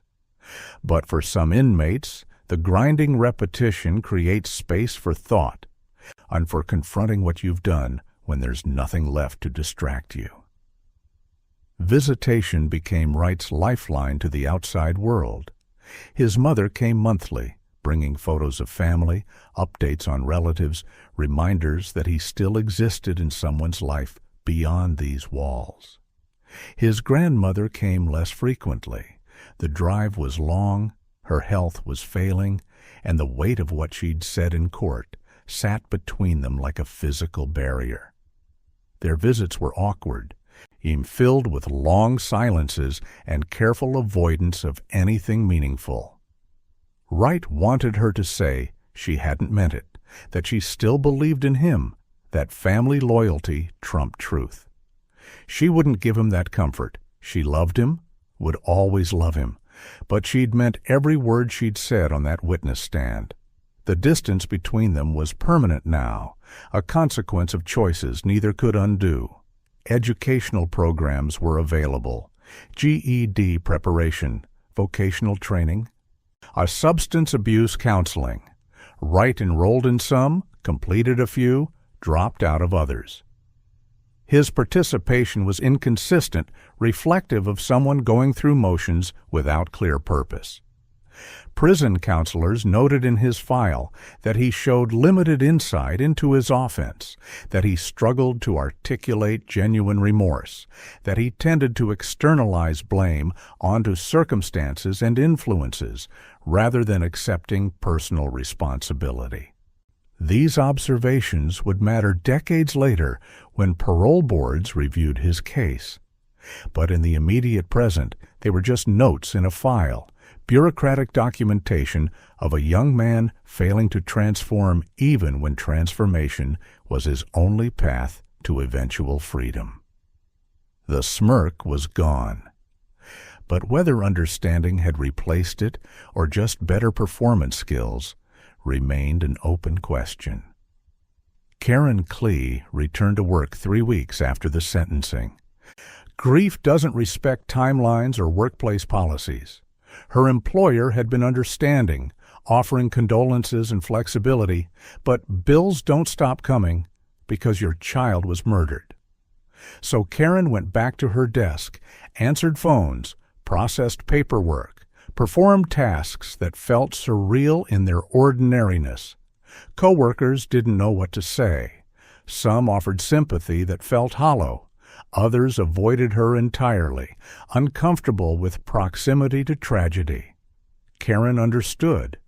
Before October 4th, 2016, she'd probably have reacted similarly. Death makes people uncomfortable, and violent death especially so. People want to believe bad things happen for reasons, that victims somehow contributed to their fate. It's psychologically safer than accepting randomness, than acknowledging that teenagers get murdered over shoes sometimes, and no amount of caution can prevent it. Nights were the hardest. Karen would return to an apartment that felt too empty, too quiet, haunted by absence in ways that defied description. Jordan's bedroom remained untouched, his football trophies on shelves, his textbooks stacked on the desk, his clothes still hanging in the closet.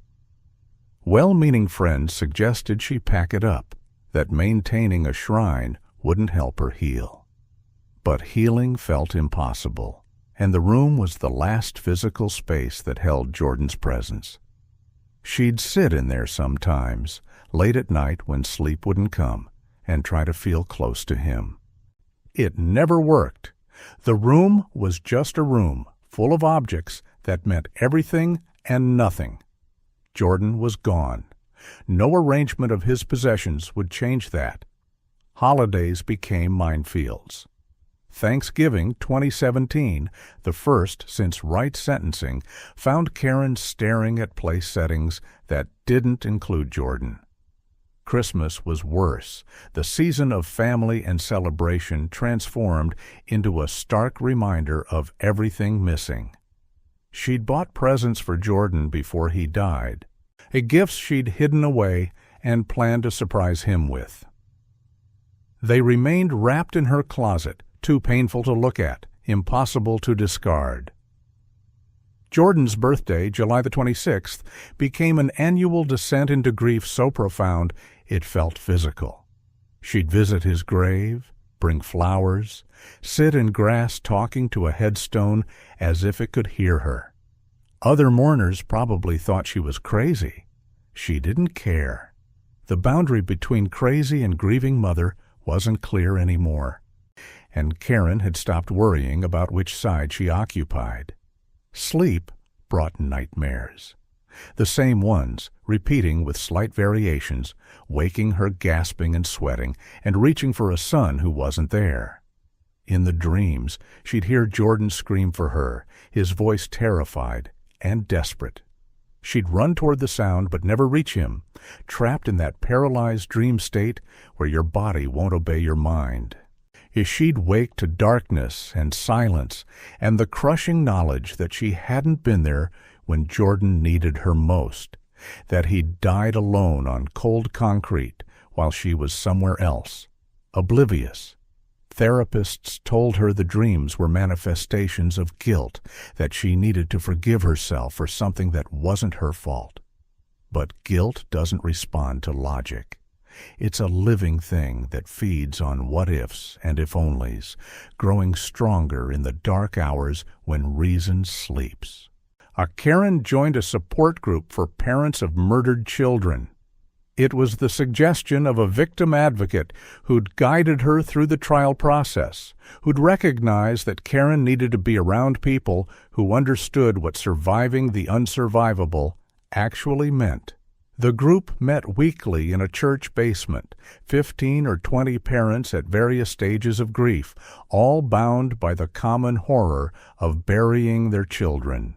Karen listened to their stories: sons shot in drive-bys, daughters killed by partners, children lost to predators and accidents, and the 1,000 ways violence finds the innocent.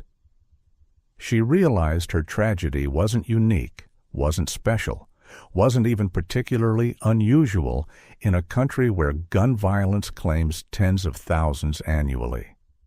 Somehow that made it worse and better simultaneously.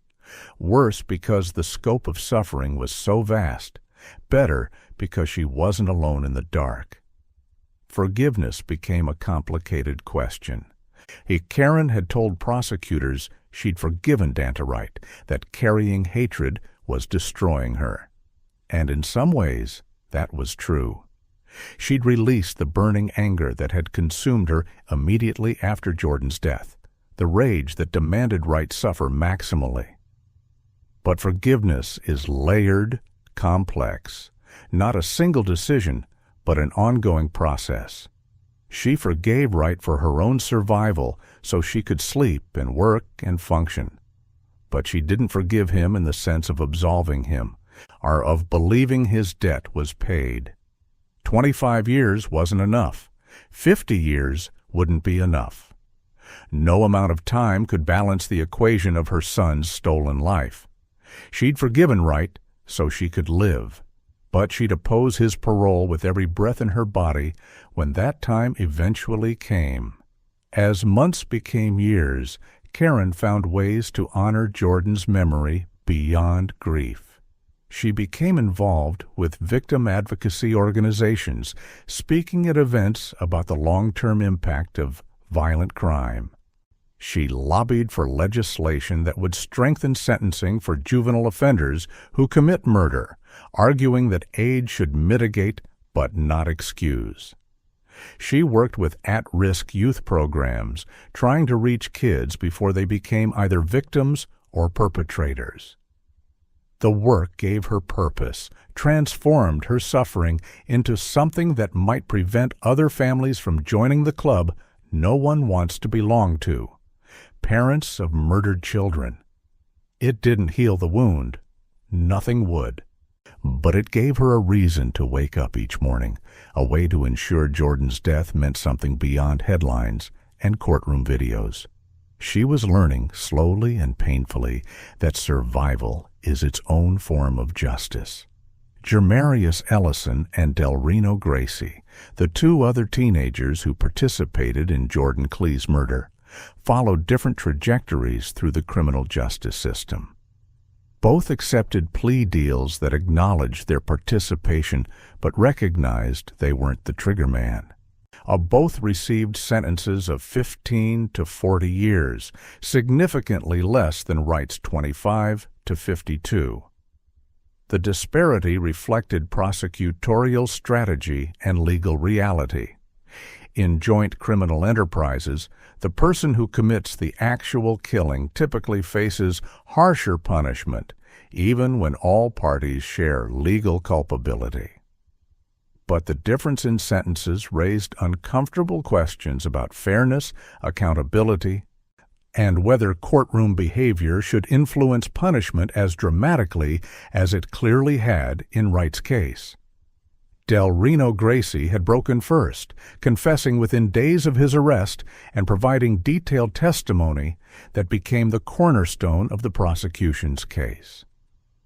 His cooperation earned him leniency, but it also earned him a reputation as a snitch, a label that follows inmates through the prison system and makes survival significantly harder. Gracie entered prison at 17, terrified and remorseful in ways that seemed genuine rather than performed. He participated in every educational program available, earned his GED within 2 years, enrolled in vocational training. His prison records showed consistent positive behavior, minimal disciplinary infractions, active engagement with counseling services.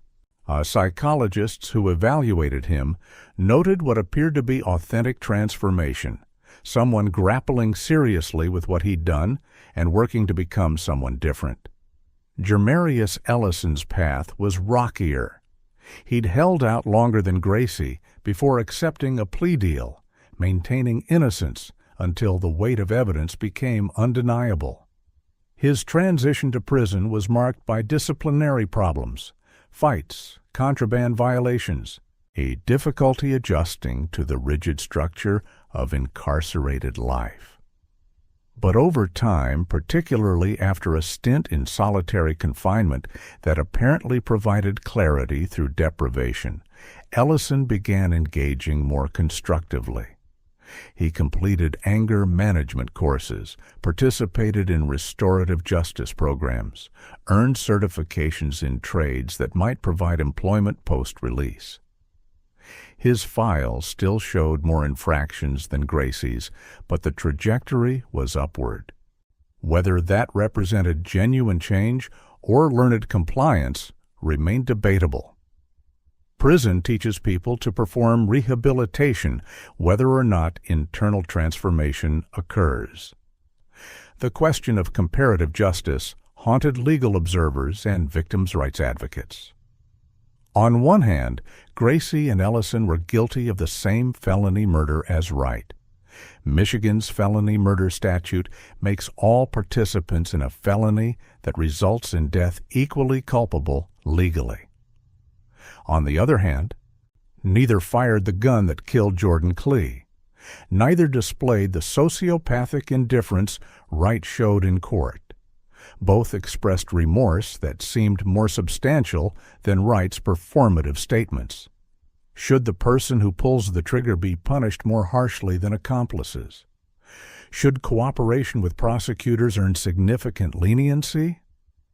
Should courtroom behavior, Wright's smirking versus Gracie and Ellison's relative decorum, influence sentencing as dramatically as it clearly had?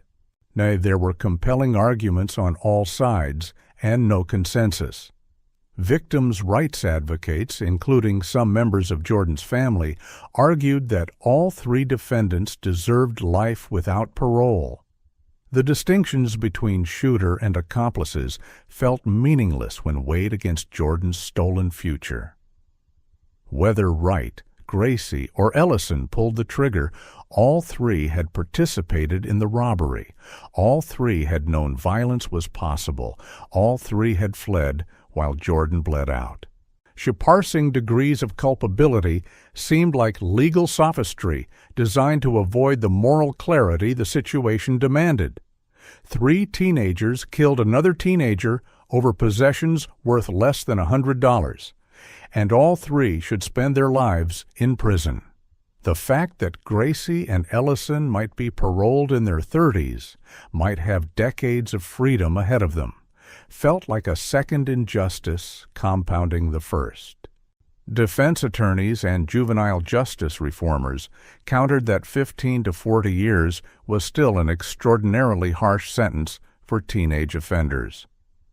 Adolescent brain development research showed clearly that teenagers lack the impulse control and consequence evaluation capacity of adults. Sentencing them as adults contradicted scientific understanding of development and abandoned any pretense of rehabilitation over retribution. And the disparate sentences for Wright versus Gracie and Ellison actually represented the system working correctly, recognizing degrees of culpability, rewarding cooperation, accounting for different levels of premeditation and violence. The goal should be reducing youth violence through intervention and education, not warehousing teenagers in adult prisons for decades. Both perspectives had validity, and the tension between them reflected broader societal disagreements about crime, punishment, and the possibility of redemption. By 2024, 7 years after sentencing, the 3 defendants' lives had diverged significantly. Gracie was thriving within the constraints of prison. He'd completed multiple educational programs, maintained spotless disciplinary records, worked as a mentor for younger inmates. Prison officials considered him a model of successful rehabilitation. Ellison showed steadier progress after his difficult early years, participating in programs and working toward the GED he'd never completed in high school. Wright's record was more complicated. Periods of good behavior punctuated by disciplinary infractions, participation in some programs but not others. Psychological evaluations that noted limited insight and questionable remorse. When all 3 eventually became eligible for parole, their records would tell very different stories about who they'd become during their time incarcerated. Whether parole boards would see genuine transformation or just skilled performance remained to be seen. The courtroom video of Danta Wright's sentencing went viral within hours of being released to media outlets.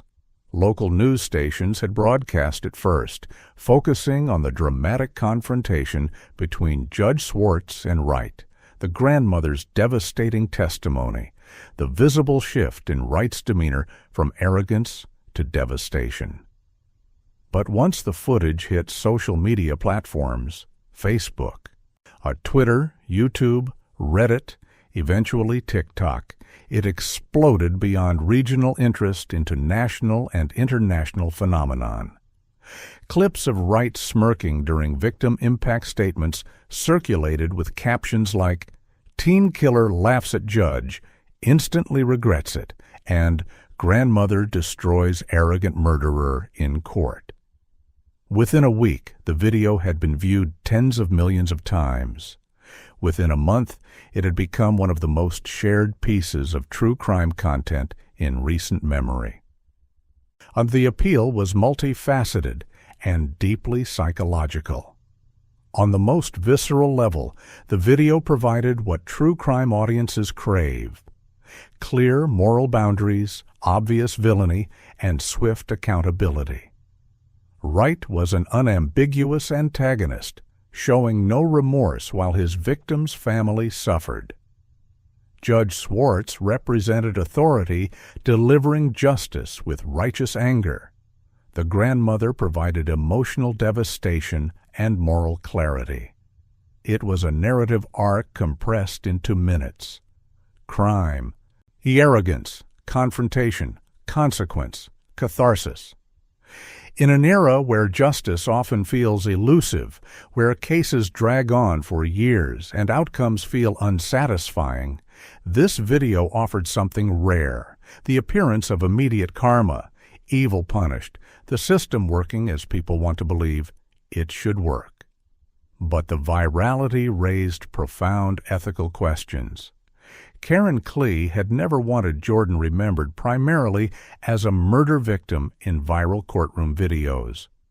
She'd wanted him remembered as a son, a student, an athlete with dreams and potential. Instead, his death became a plot point in a story centered on his killer's arrogance. The video reduced Karen's grief, her sleepless nights, her shattered future, her unsurvivable loss, to context for Wright's downfall. Viewers consumed her pain as entertainment, clicked and shared and commented without considering that real people were living this tragedy long after the video ended. Similarly, Wright's grandmother became a character in a narrative she never consented to, her most painful moment dissected by millions of strangers, some praising her courage, while others criticized her for betraying family. Media ethicists argued that courtroom footage served important public interest. Transparent justice requires public access, and videos provide that access more completely than text summaries. But they also noted that context matters. And the viral clips lacked the hours of testimony explaining Wright's background, the mental health evaluations, the complex legal arguments about adolescent brain development, and appropriate sentencing for juvenile offenders. Viewers saw the most dramatic moments, smirking, confrontation, sentencing, without understanding the fuller picture. Selective editing and algorithmic amplification created a version of justice that was emotionally satisfying but potentially misleading, reducing complex human tragedy to a morality play with clear heroes and villains. The Grace Tales phenomenon, true crime channels that package real tragedies into narrative arcs, emphasizing justice and karmic resolution, walked a delicate ethical line. These channels served genuine audience needs for understanding criminal psychology and seeing accountability. The best provided context, explored systemic issues, treated victims and families with respect. The worst exploited suffering for engagement metrics, prioritized virality over ethics, reduced human beings to characters in stories designed to generate clicks and subscriptions. Wright's case became a staple of this genre, analyzed and reanalyzed by countless channels, each adding their own narrative spin, while the core facts, a teenager murdered, families destroyed, lives irrevocably altered, remained constant beneath the commentary. For Wright himself, the viral nature of his sentencing became a form of punishment beyond what Judge Swartz pronounced. His worst moment, captured on video and amplified by algorithms, would follow him forever. When he eventually became eligible for parole, parole board members would Google his name and find millions of results for teen killer smirks in court. Potential employers, if he ever reached the outside world, would find the same videos. The digital record was permanent, ensuring that no matter how much Wright changed or grew during decades of incarceration, he'd forever be defined by the smirking 17-year-old in that courtroom. It was a scarlet letter that never faded, punishment that extended beyond legal sentencing into perpetual public judgment. The viewers who consumed this content numbered in the tens of millions, which raised its own questions. Why do people watch videos of teenagers being sentenced for murder? What psychological need does it fulfill? The answer isn't simple voyeurism or sadism, though those elements exist. Most viewers seek reassurance that the world makes sense, that evil is punished, that moral boundaries still exist and are enforced. In a chaotic world where justice often feels arbitrary or absent, a video of a smirking killer being verbally destroyed by a judge offers momentary order. It's simultaneously troubling and comforting. Troubling because it reduces tragedy to entertainment. Comforting because it suggests accountability persists even in dark times. Wright's case became a cultural touchstone, not despite its darkness, but because of how clearly it illustrated consequences most people desperately want to believe are inevitable. Can someone who commits murder at 17 and shows no remorse become worthy of freedom? The question doesn't have a single answer. It has dozens, shaped by values, experiences, beliefs about human nature, and the purpose of punishment. Some people believe in the possibility of transformation, that decades of incarceration and maturation can fundamentally change a person, that the 17-year-old who killed Jordan Klee isn't the same human being as the 45-year-old who might eventually seek parole. Adolescent brains are still developing. Life experiences accumulate.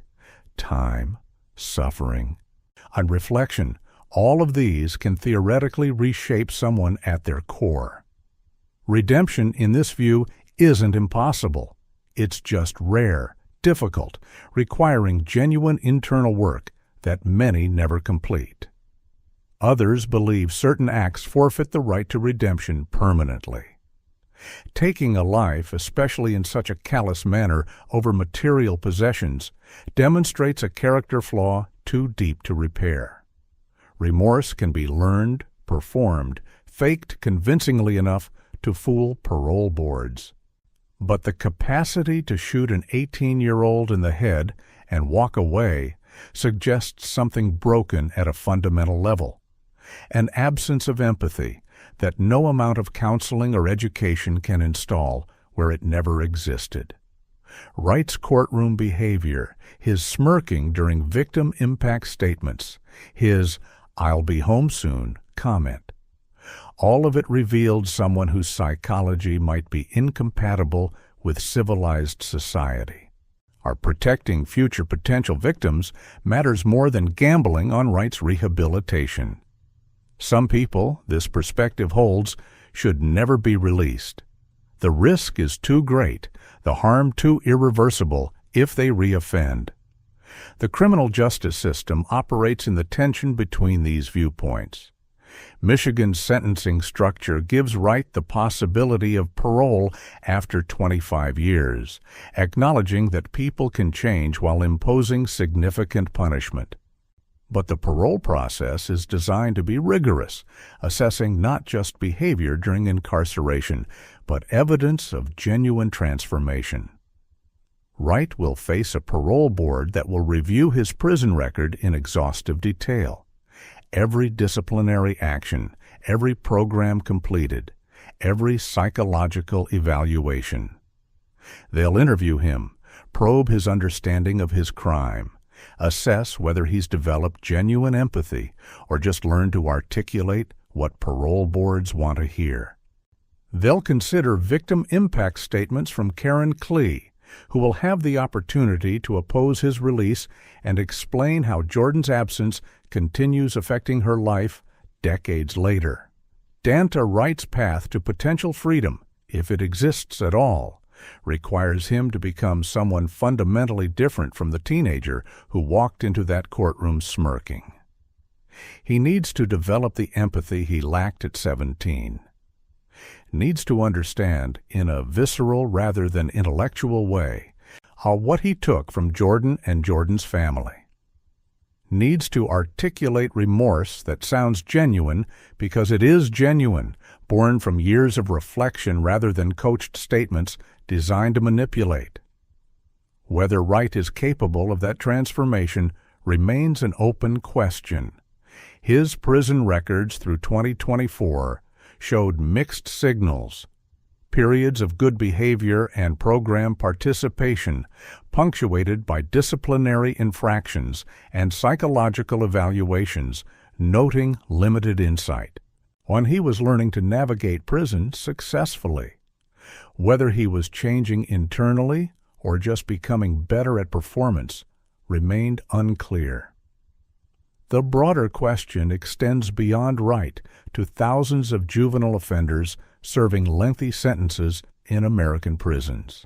The Supreme Court has ruled that juveniles are constitutionally different from adults, that their crimes reflect transient immaturity rather than irreparable corruption, that they deserve opportunities for rehabilitation. But translating that principle into practice creates enormous challenges. How do you distinguish between a teenager who made a catastrophic mistake and will genuinely change versus one whose violence reflects deeper pathology that decades of incarceration won't fix? How do you protect society while also honoring the reality that adolescent brains are still developing and people are capable of transformation? There are no easy answers, only difficult balance between competing values, accountability and redemption, punishment and rehabilitation, protection and possibility. Karen Klee thought about these questions often. She'd forgiven Wright in the sense of releasing her own hatred, of choosing survival over being consumed by rage. But forgiveness didn't mean she believed he deserved release. She'd told prosecutors she'd oppose his parole when the time came, and she meant it. 25 years felt impossibly far away in 2017. But time moves faster than we expect. Eventually, Wright would sit before a parole board, presenting whatever version of himself he'd constructed during decades behind bars. And Karen would be there, ensuring the board heard about Jordan, not just the teenager who died in 2016, but the man he never got to become, the life stolen, the futures erased. She'd speak for her son, who couldn't speak for himself, and argue that some debts can never be repaid, no matter how much time passes. The question of Wright's redemption wouldn't be answered for decades. But its asking mattered because it forced confrontation with uncomfortable truths. Justice is imperfect. People are complex. Consequences are real, but so is the possibility of change. The tension between these realities defines not just individual cases, but society's broader relationship with crime, punishment, and the question of who deserves second chances. Wright's case wouldn't provide definitive answers. It would simply add another data point to an ongoing debate about human nature, accountability, and whether monsters are born or made, and whether they can be unmade through time, suffering, and genuine transformation. The only certainty was that whatever happened at Wright's eventual parole hearing, Jordan Klee would still be gone, still frozen at 18, still denied every future his killer might eventually claim. Wright's grandmother continued visiting him in prison, though less frequently as years passed and her health declined. The visits were difficult, saturated with unspoken tensions and the weight of what she'd said in court. Danta wanted her to say she hadn't meant it, that family loyalty ultimately mattered more than truth. She couldn't give him that comfort. She'd meant every word she'd spoken from that witness stand, had chosen moral clarity over enabling his delusions. But love doesn't die simply because you acknowledge someone's become unrecognizable. She still loved the boy he'd been, still grieved for the person he could have become, still hoped prison might somehow create the transformation he'd resisted before. That hope felt fragile, increasingly unlikely, as reports of his prison behavior revealed someone still struggling with accountability. But she held it anyway, because letting go completely felt like another kind of death. Their conversations during visits circled around safe topics: family news, her health, prison conditions, anything but the elephant occupying every inch of space between them. Danta never apologized for what he'd done, never acknowledged the pain he'd caused his victim's family or his own. He talked about parole as if it were guaranteed, as if 25 years would pass and he'd simply walk free, life resuming where it left off. His grandmother didn't correct him directly, but she didn't encourage the fantasy either. She knew what his prison record showed. New parole boards would review his psychological evaluations and find someone still lacking genuine remorse. She knew Karen Klee would appear at his parole hearing and speak about her son with a grief that never faded. The likelihood of Wright being released at his first eligibility was minimal. But she didn't tell him that. It felt cruel to destroy hope, even when that hope was delusional. She thought often about her testimony, replaying the words in her mind during sleepless nights. Had she betrayed him? Some relatives thought so, treating her with cool distance after the trial, implying she'd chosen strangers over family. But she didn't regret what she'd said. Standing in that courtroom and telling the truth was the hardest thing she'd ever done, but also the most necessary. Danta needed to hear from someone he loved that his behavior was unacceptable. Shadat's smirking during victim impact statements revealed something profoundly broken. If everyone in his family had defended him unconditionally, what message would that send? That murder was acceptable as long as you had loyal relatives. That accountability didn't apply within family boundaries. She'd loved him enough to tell him the truth, even knowing it might destroy their relationship permanently. The cost of that choice manifested in quiet ways. She was aging rapidly, her health declining under the accumulated weight of stress and grief. She'd raised Danta when his mother struggled, had poured herself into trying to steer him away from the path he ultimately chose. His conviction felt like her failure. Intellectually, she knew she wasn't responsible for his choices, but emotionally she carried guilt like a physical burden. She wondered constantly about what she'd missed, what signs she'd overlooked. What different interventions might have saved both Danta and Jordan. The wondering was pointless, but compulsive, a loop her mind ran through during the quiet hours when sleep wouldn't come. She'd done everything she knew how to do, and it hadn't been enough. Some children can't be saved, no matter how much love surrounds them. Her legacy became complicated by Danta's crime. She'd been a respected figure in her community, church-going, hardworking, someone who'd raised multiple generations of children with limited resources but abundant love. Now she was known primarily as the grandmother who testified against her grandson, the woman who chose justice over family loyalty. Some people praised her courage, wrote her letters expressing admiration for doing something impossibly difficult. Others whispered criticisms, suggested she'd been too harsh, too willing to abandon family when things got hard. She tried not to care about public opinion, but humans are social creatures, and judgment hurts regardless of its source. She'd made her choice and would live with it, but that didn't make living with it easy. She thought about Karen Klee often, imagining the other woman's grief, understanding they were both casualties of Danta's choices in different ways. She'd apologized in court, but words felt so inadequate, measured against the loss Karen carried.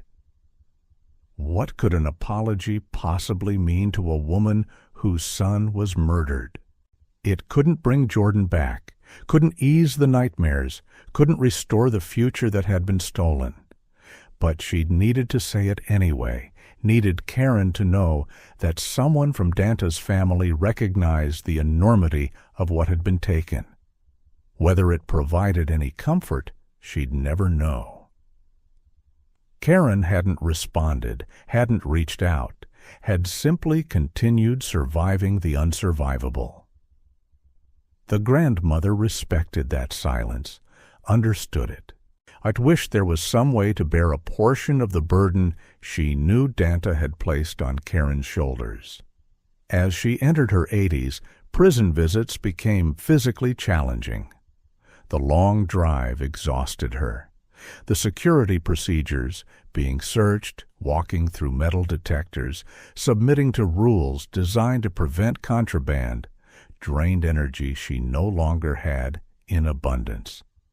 But she kept going, kept showing up, kept providing the only family connection Danta maintained consistently.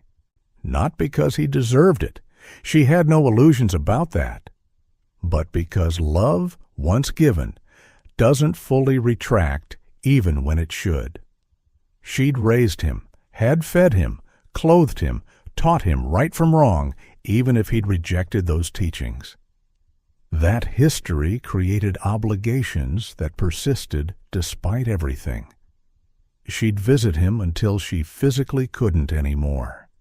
And when that day came, when age or illness finally prevented her from making the journey, Danta would face his decades in prison truly alone. Maybe then he'd understand what he'd destroyed. Maybe not. But she'd have done everything love required, even when love demanded impossible things. Jordan Klee would have turned 26 in July 2024. If he'd lived, he might have graduated from college, started a career, fallen in love, perhaps had children of his own. Karen Klee thought about these ghost futures constantly, the life Jordan should have had, the man he should have become. The family milestones that would never occur. His funeral had been attended by hundreds, classmates, teachers, coaches, family members, people whose lives he'd touched in his 18 years. But funerals end. Grief doesn't. Karen was left alone with an absence that never stopped echoing, surviving each day without the son she'd raised alone, lived for, imagined growing old beside. People told her time would heal. They were wrong. Time didn't heal. It just taught you to function while broken. The criminal justice system had done what it could. Danta Wright was imprisoned, serving a sentence that would keep him behind bars for decades. Jermarius Ellison and Delrino Gracie were similarly incarcerated. Jordan's killers had been identified, prosecuted, convicted, punished. Accountability had been achieved in the legal sense, but the chasm between legal justice and emotional healing stretched vast and unbridgeable. Sentences didn't resurrect the dead. Prison terms didn't erase nightmares. Courtroom verdicts didn't restore mothers to wholeness. Karen had received justice as the system defined it. What she couldn't receive was her son, and measured against that loss, every punishment felt insufficient. Every year of Wright's imprisonment, a poor substitute for the life he'd taken. She'd built a life in Jordan's absence, though calling it a life felt generous. She worked, paid bills, maintained relationships with family and friends. She'd become involved in victim advocacy, turned her suffering into something that might prevent other families from experiencing similar devastation. The work gave her purpose, a reason to wake up each morning beyond simple biological persistence. She spoke at schools, sharing Jordan's story with teenagers who thought themselves invincible, trying to make violence real for kids who experienced it primarily through music and movies. Some listened, some didn't. She kept speaking anyway. Because occasionally a young person would approach her afterward, would say something clicked, would promise to make different choices. Those moments made the pain of reliving Jordan's death worthwhile. The approaching specter of Wright's eventual parole eligibility haunted her. 25 years had seemed impossibly far away in 2017.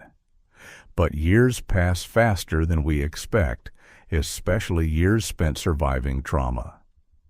Eventually, Wright would sit before a parole board in presenting whatever version of himself decades in prison had created. Karen had already prepared herself for that day, had already decided she'd attend and speak, ensuring the board understood Jordan's loss remained fresh, regardless of how much time passed. She'd describe her son, not just the teenager who died, but the man he never got to become. She'd describe her own life sentence of grief, the absence that grew heavier rather than lighter with years.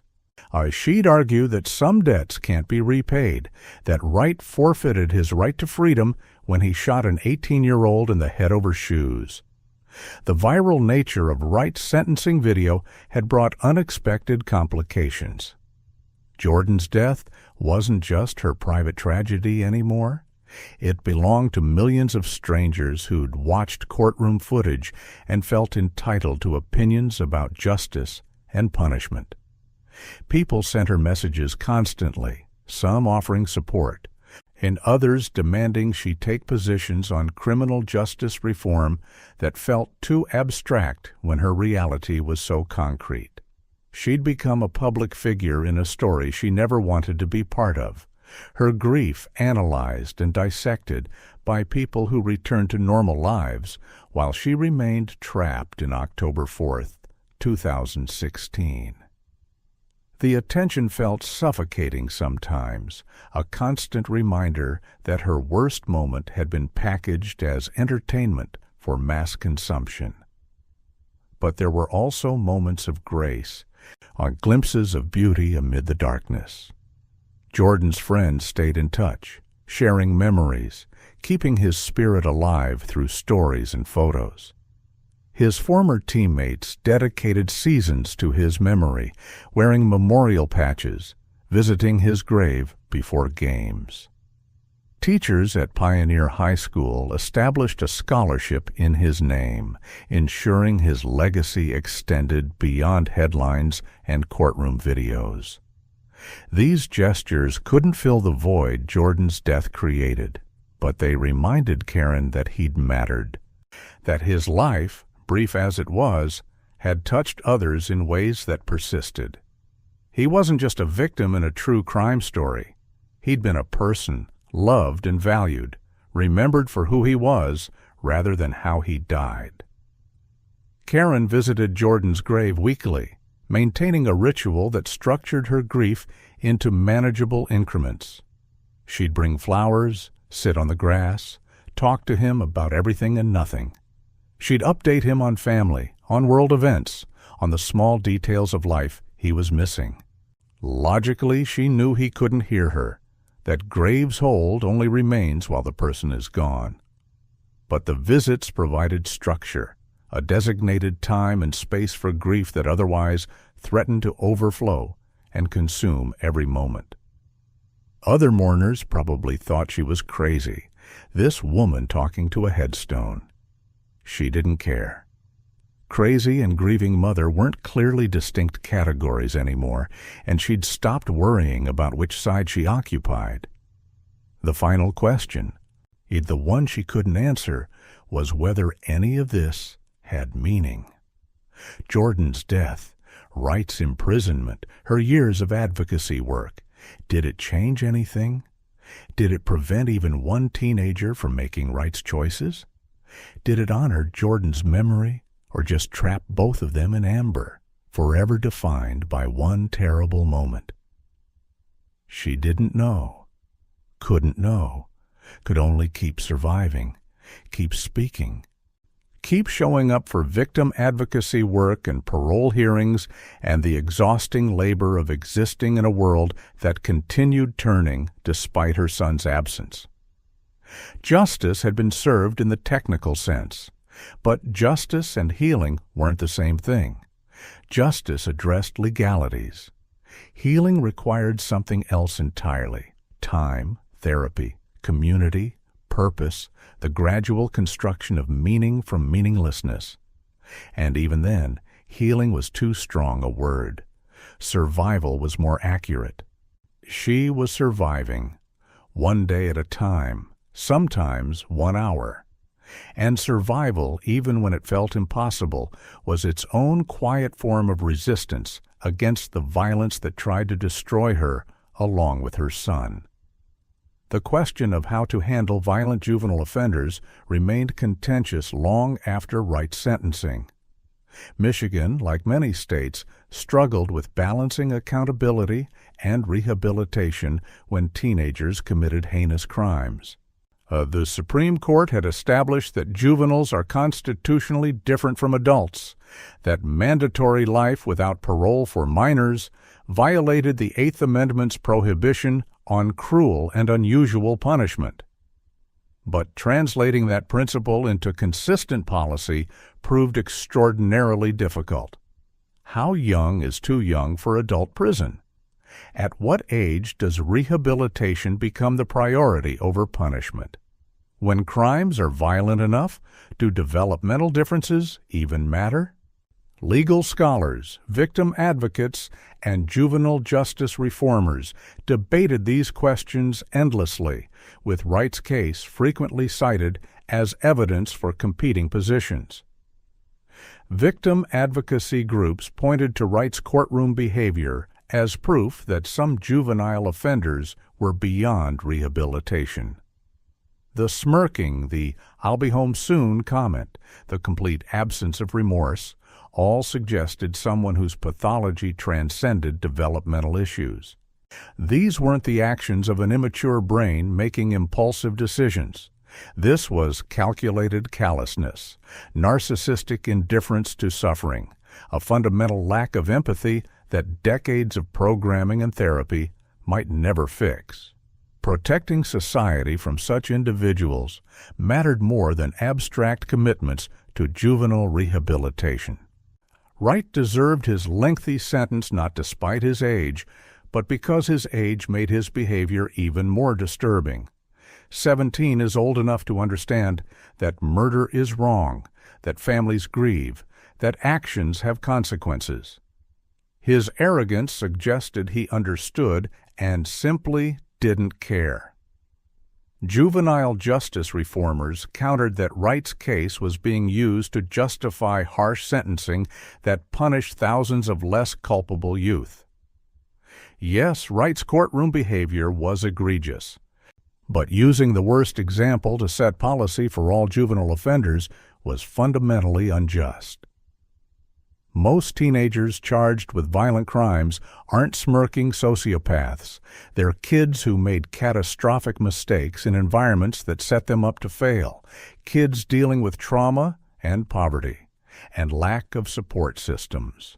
Research overwhelmingly showed that adolescent brains are still developing, particularly the prefrontal cortex responsible for impulse control and consequence evaluation.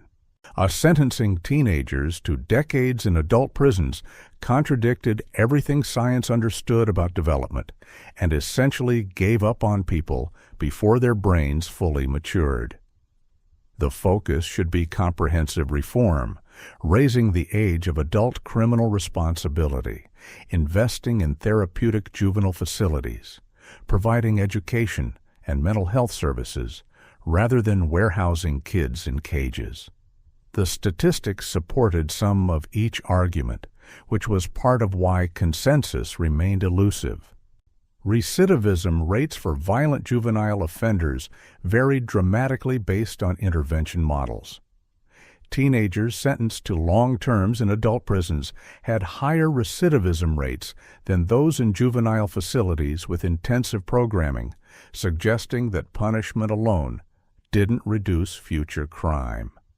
But juvenile facilities also struggled with capacity, funding, and the reality that some offenders were too dangerous to house with less violent youth. The system was designed for typical delinquency: theft, vandalism, Drug offenses, not murder. When a 17-year-old committed homicide, existing structures buckled under the weight of trying to balance public safety, victim needs, and rehabilitative ideals. Wright, Ellison, and Gracie fell into gaps the system hadn't adequately figured out how to address. Michigan's approach reflected these tensions uncomfortably. The state allowed prosecutors significant discretion in charging juveniles as adults, resulting in inconsistent outcomes based on geography, individual prosecutors' philosophies, and the specific facts of cases. Two teenagers committing similar crimes in different counties could receive vastly different sentences depending on who was prosecuting and which judge was presiding.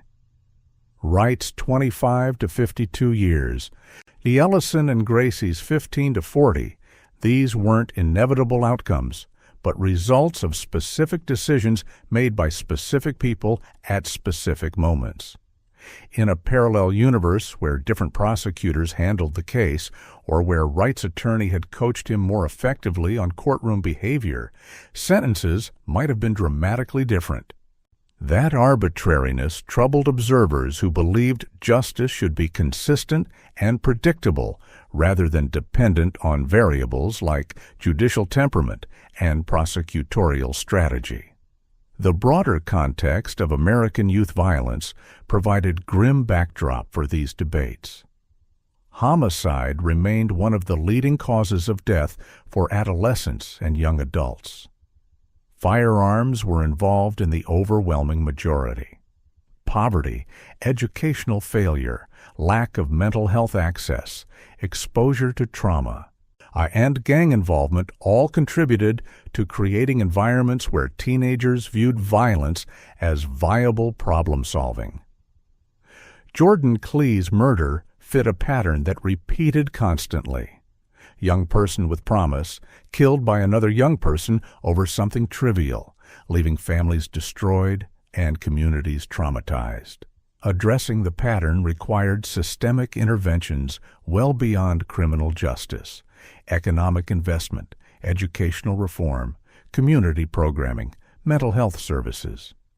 But those interventions were expensive, politically complicated, and produced results over decades rather than election cycles.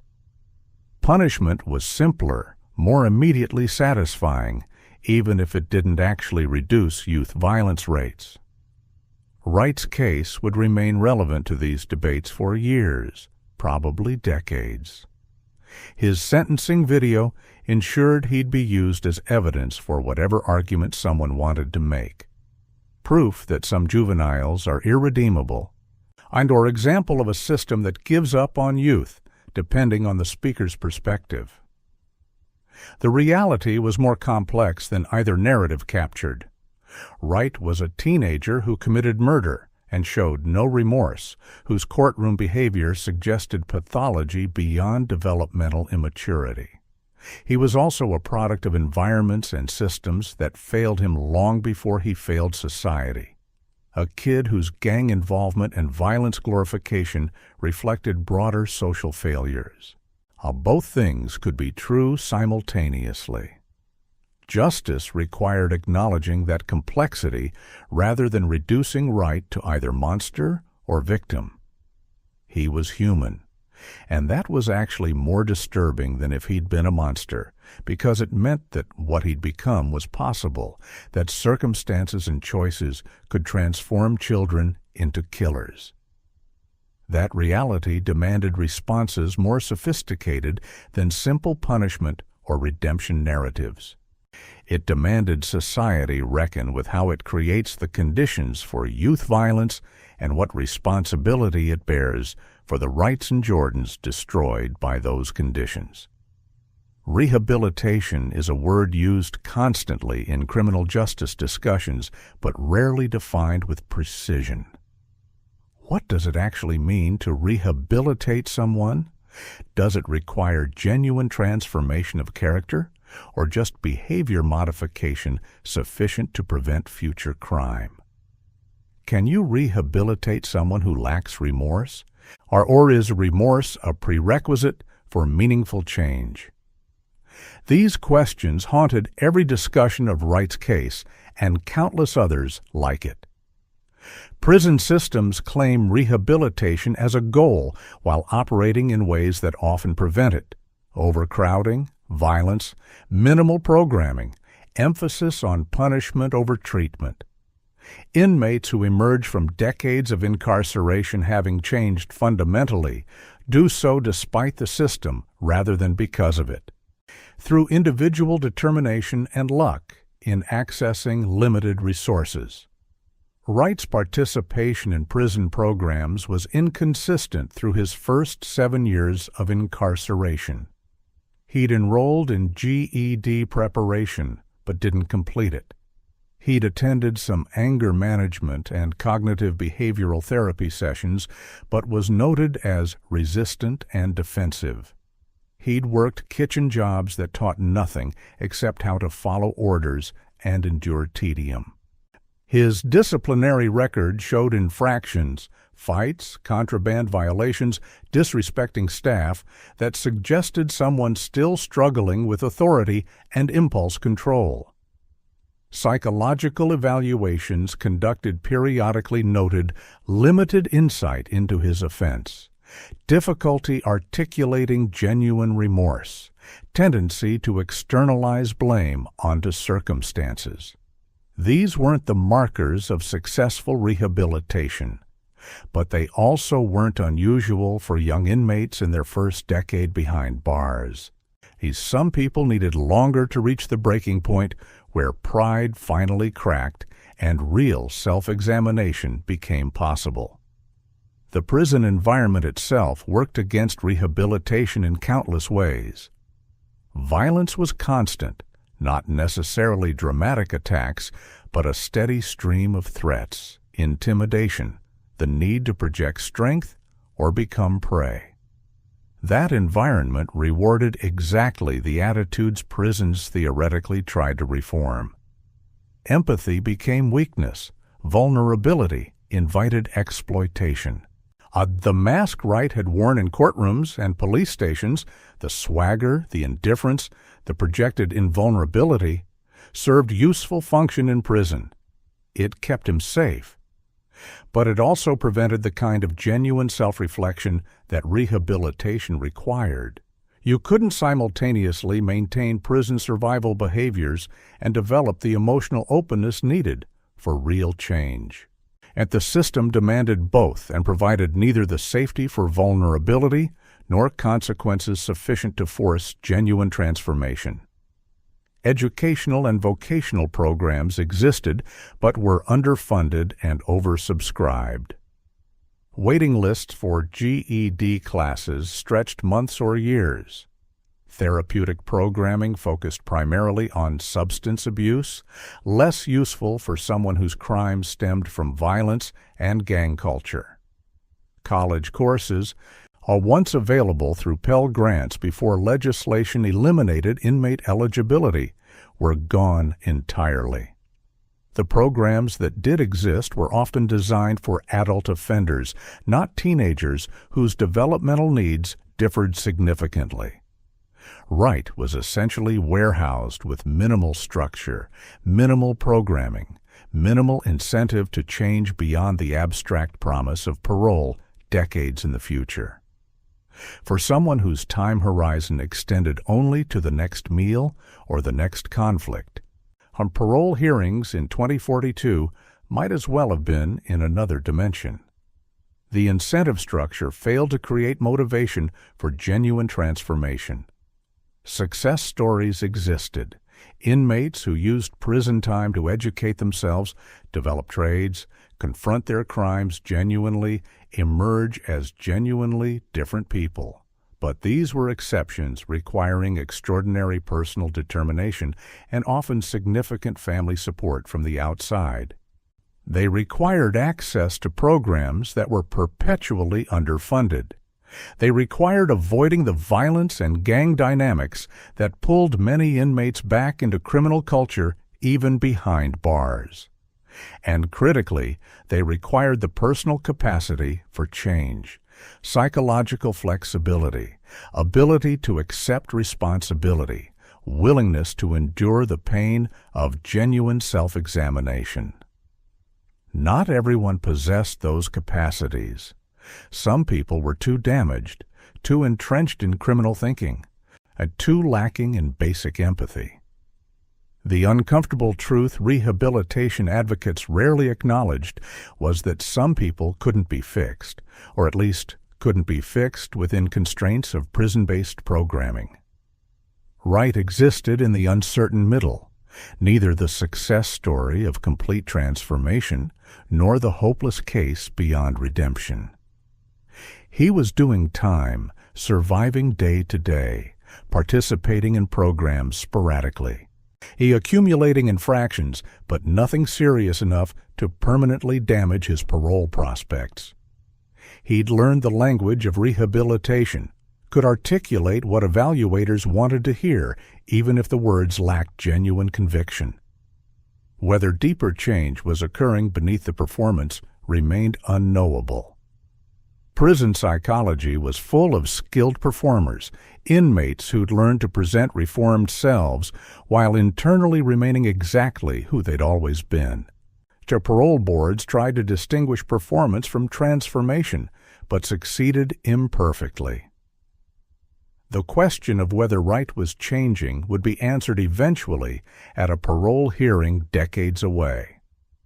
Until then, he simply existed in limbo, too young for old-timer perspective, too damaged for easy redemption, trapped in the space between the arrogant teenager who'd entered prison and whoever he might become if time and consequence finally broke through his defenses. The broader question extended to every inmate serving lengthy sentences for crimes committed as juveniles. Could people who'd killed or raped or seriously harmed others as teenagers become safe for release decades later? Sometimes yes, sometimes no.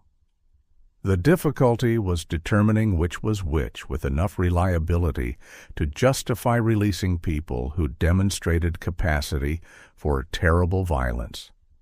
That uncertainty, combined with political pressure to appear tough on crime and victim families' understandable opposition to parole, meant most juvenile offenders served close to maximum sentences regardless of evidence of change. The system claimed to value rehabilitation, but operated primarily on punishment and incapacitation. Wright would serve decades. Whether he emerged transformed or simply older remained to be seen. But either way, Jordan Klee would still be dead, still denied every future his killer might eventually claim. And that reality rendered debates about Wright's rehabilitation almost academic, important for policy discussions, but insufficient measured against a grieving mother's loss. 8 years after sentencing, the various participants in this tragedy had settled into new normals, though normal was perhaps too benign a word for lives permanently altered by violence. Karen Klee had turned 49. She'd aged beyond her years, grief carving lines into her face that no amount of time would smooth. She'd learned to function, had rebuilt some version of a life, but function wasn't the same as healing. Jordan's absence remained the central fact of her existence, the weight she carried through every day. She'd joined the support group for parents of murdered children, found people who understood that grief doesn't follow timelines or stages, that some losses you simply learn to endure rather than overcome.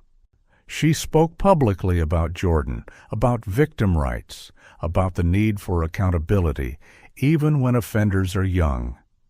The work gave her purpose. It didn't give her peace. Danta Wright had turned 25 behind bars. He'd spent his entire adult life in prison, knew no other existence beyond controlled movement, supervised activity, the perpetual scrutiny of guards and cameras. He'd grown physically, filled out. I'd developed the physique that comes from limited nutrition and excessive free time for exercise. But whether he'd grown emotionally or psychologically remained unclear. His prison record showed someone navigating the system adequately, but not excellently, someone avoiding serious trouble, but not pursuing transformation with a commitment that might impress future parole boards. He'd become institutionalized in ways both visible and subtle, his rhythm dictated by count times and meal schedules. His perspective narrowed to the concerns of prison life. The outside world existed primarily through letters and occasional phone calls, growing more distant and abstract with each passing year. Wright's grandmother had passed away in 2022, her health declining steadily until pneumonia finally claimed her at 81. She'd continued visiting Wright sporadically until the final year when travel became impossible. Their relationship had remained strained, saturated with the weight of her courtroom testimony, both loving and distant in ways neither could fully articulate. Her death had hit Wright hard, not just the grief of loss, but the severing of his strongest remaining connection to the world before prison. His mother still visited monthly, but their relationship carried different emotional weight. The grandmother had represented something foundational, a connection to childhood before everything went wrong. With her gone, Wright's ties to his pre-incarceration identity weakened further. He was becoming someone prison created rather than someone temporarily detained by it. Jermarius Ellison and Delrino Gracie continued their own prison journeys, both with more promising trajectories than Wright's. Gracie had become a model inmate, completing extensive programming, earning his GED and associate's degree through correspondence courses. His disciplinary record was spotless. Psychological evaluations noted what appeared to be genuine transformation, someone who'd confronted his role in Jordan's death and worked consistently to become someone different. He wouldn't be eligible for parole until 2032 at earliest. But when that day came, his record would support release in ways Wright's likely wouldn't. Ellison's path was rockier but still more positive than Wright's. He'd struggled initially, but eventually engaged seriously with programming, completed his GED. He learned trades that might provide employment post-release. Both understood that their cooperation with prosecutors and courtroom decorum had earned them not just reduced sentences, but something equally valuable: the appearance of remorse that parole boards needed to justify release. The viral video of Wright's sentencing continued circulating, a permanent digital record that ensured the worst moment of his life would never be forgotten or forgiven by the Internet. New viewers discovered it constantly, shared it with fresh outrage, dissected it in comment sections that ranged from thoughtful analysis to toxic celebration of his suffering. True crime channels returned to it periodically, packaging Wright's story with slightly different narrative angles, but always emphasizing the karmic satisfaction of seeing arrogance destroyed. The video had been viewed hundreds of millions of times across platforms, generating more engagement than any participant in the original hearing could have imagined. Wright would carry that video into any parole hearing, any interaction with the outside world should he ever reach it. The Internet's memory was perfect and unforgiving, preserving his 17-year-old smirk for eternity. The courtroom where Wright was sentenced had hosted thousands of other cases in the 8 years since, each with their own tragedies and complexities. But Judge Swartz had retired in 2023. His 25 years on the bench concluded with the kind of quiet ceremony reserved for public servants whose work rarely generates headlines. The Wright case remained the one most people remembered, the viral moment that defined his career for those outside the legal community. But Swartz had presided over thousands of cases. each representing lives shattered and families devastated, most never generating viral videos or national attention. He'd done his job with fairness and dignity, had confronted Wright's arrogance because it needed confronting, had honored the Klee family's grief even when the system's ability to provide justice felt inadequate. He'd retired carrying the weight of all those cases, all those families, all those impossible decisions between mercy and accountability. Jordan Klee remained frozen at 18. In photos, in memory, in his mother's mind, he never aged, never changed, never became the man he should have been. His classmates from Pioneer High School were turning 26, graduating from college, starting careers, getting married. Some had children. Jordan had none of that, would never have any of it.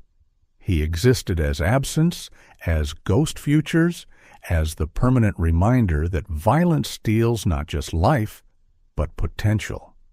His grave in a cemetery outside Ann Arbor was well maintained, visited regularly by Karen and occasionally by former teammates and friends.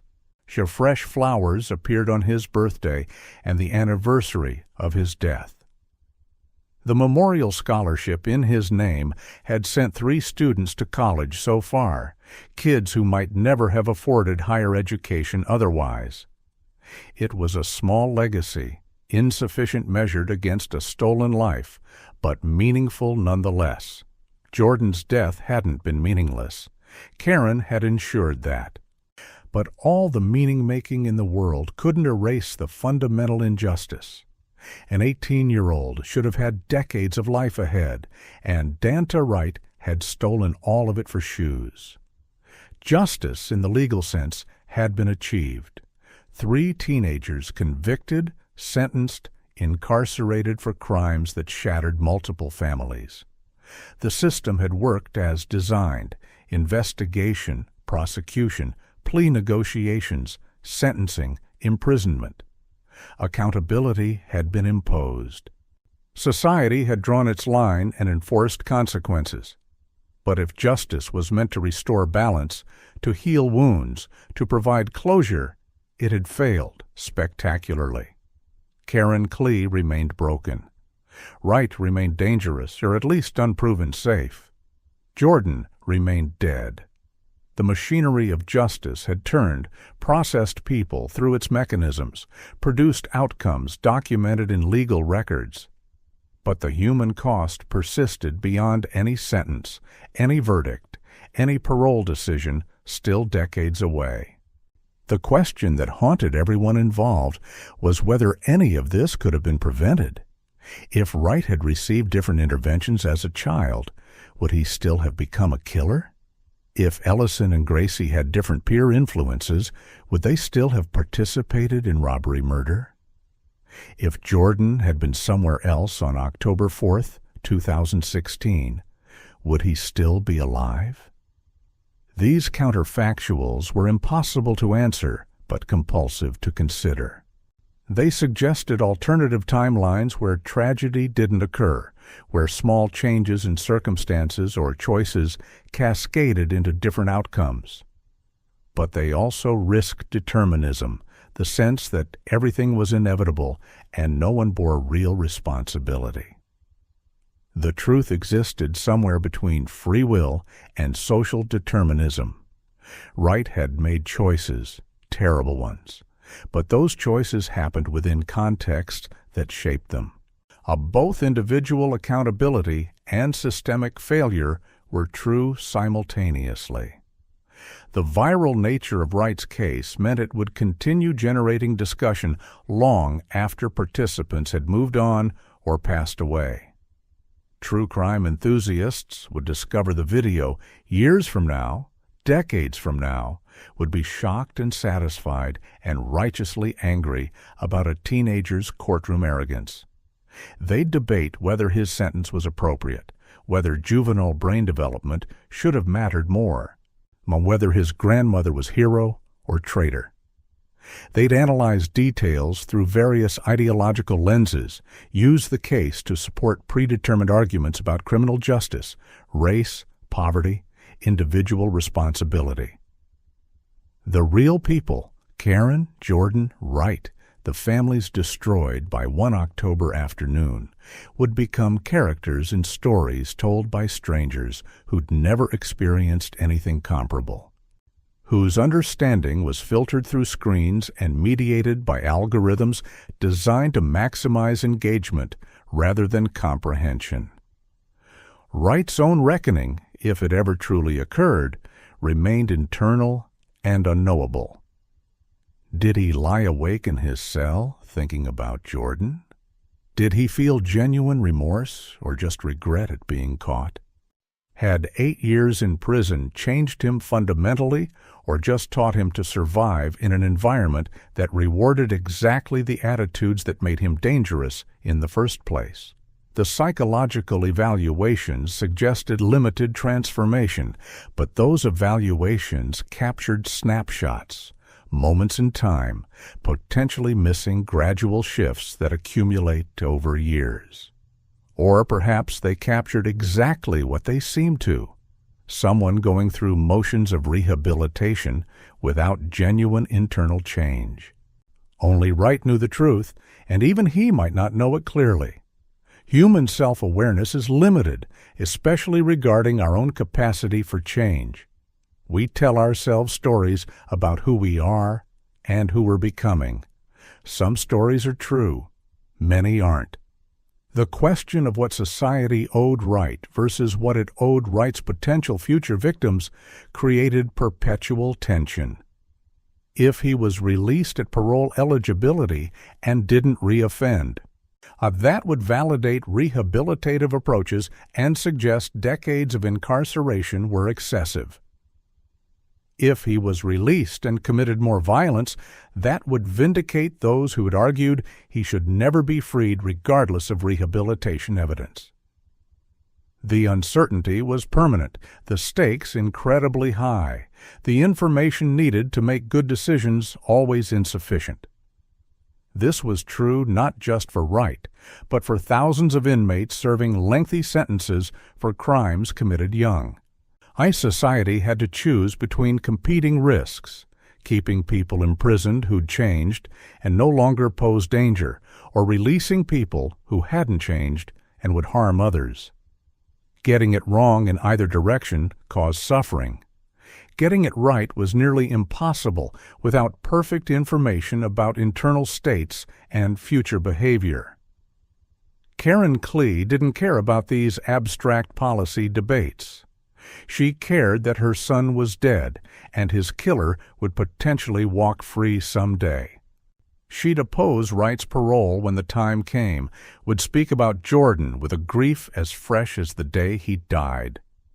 The parole board would listen respectfully, would factor her testimony into their decision, would probably deny parole at Wright's first hearing regardless of his prison record.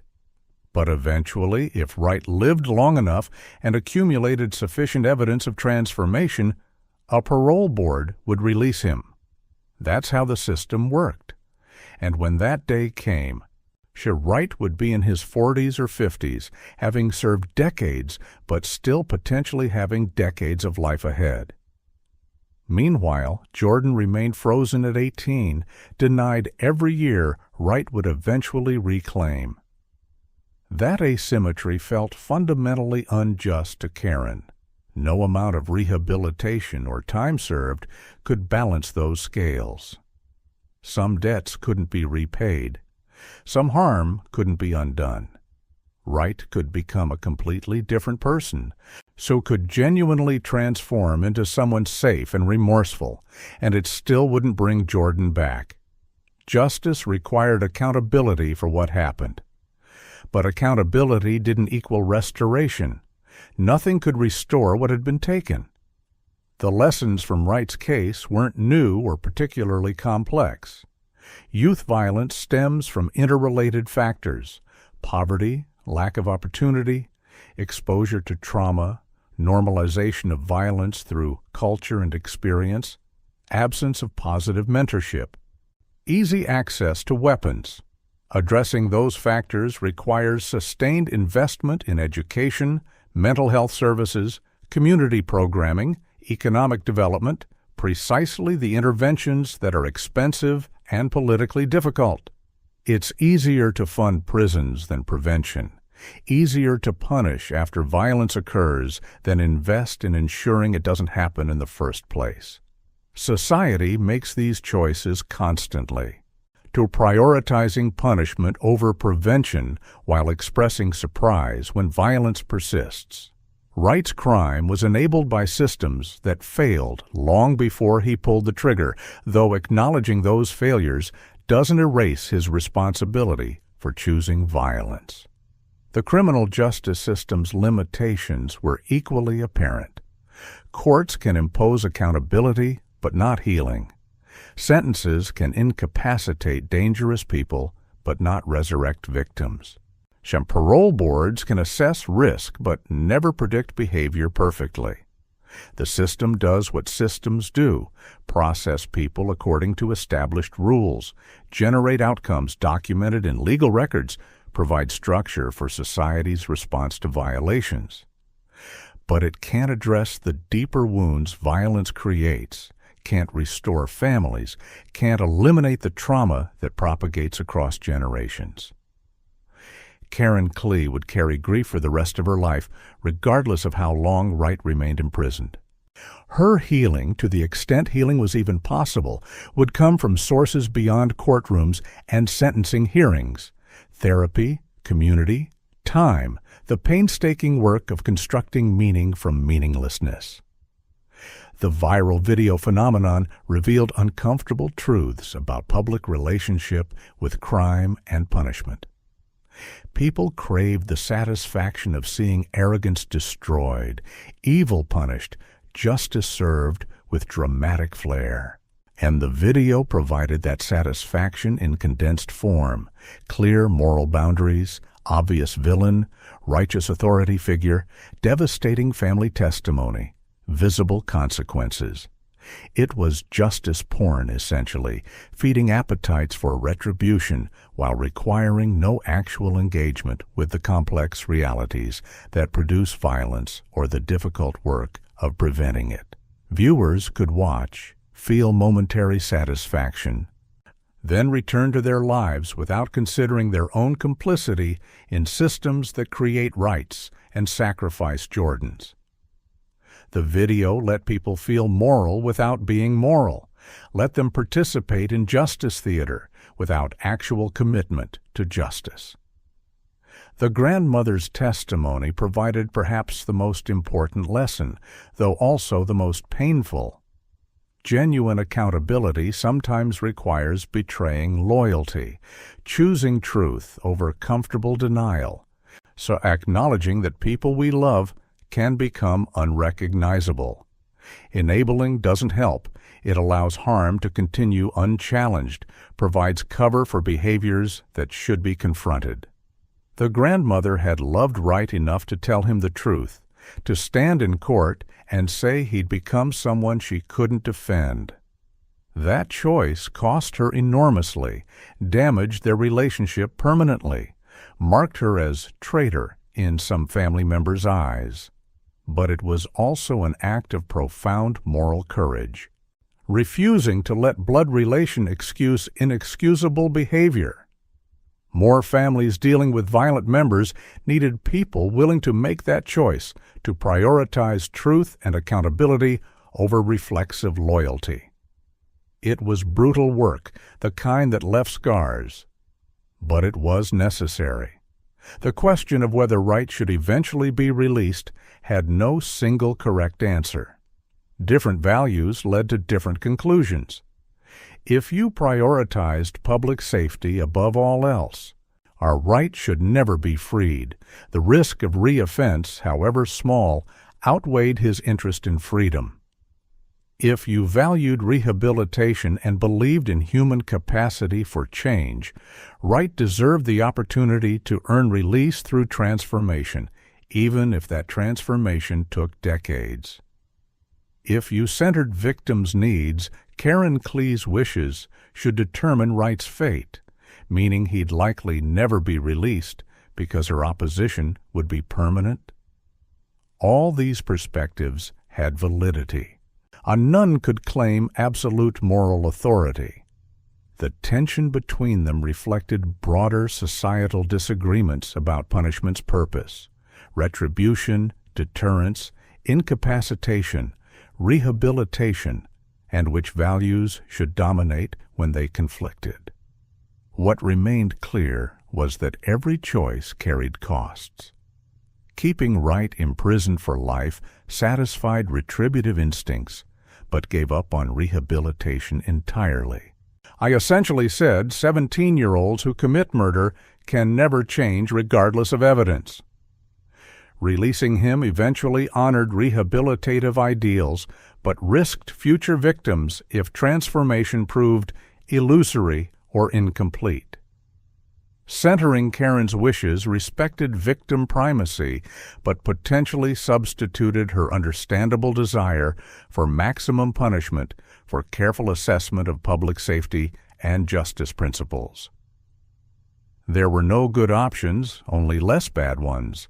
Should choices made with incomplete information and awareness that getting it wrong meant suffering. Wright's parole hearing, whenever it eventually occurred, would crystallize these tensions in a few hours of testimony and deliberation.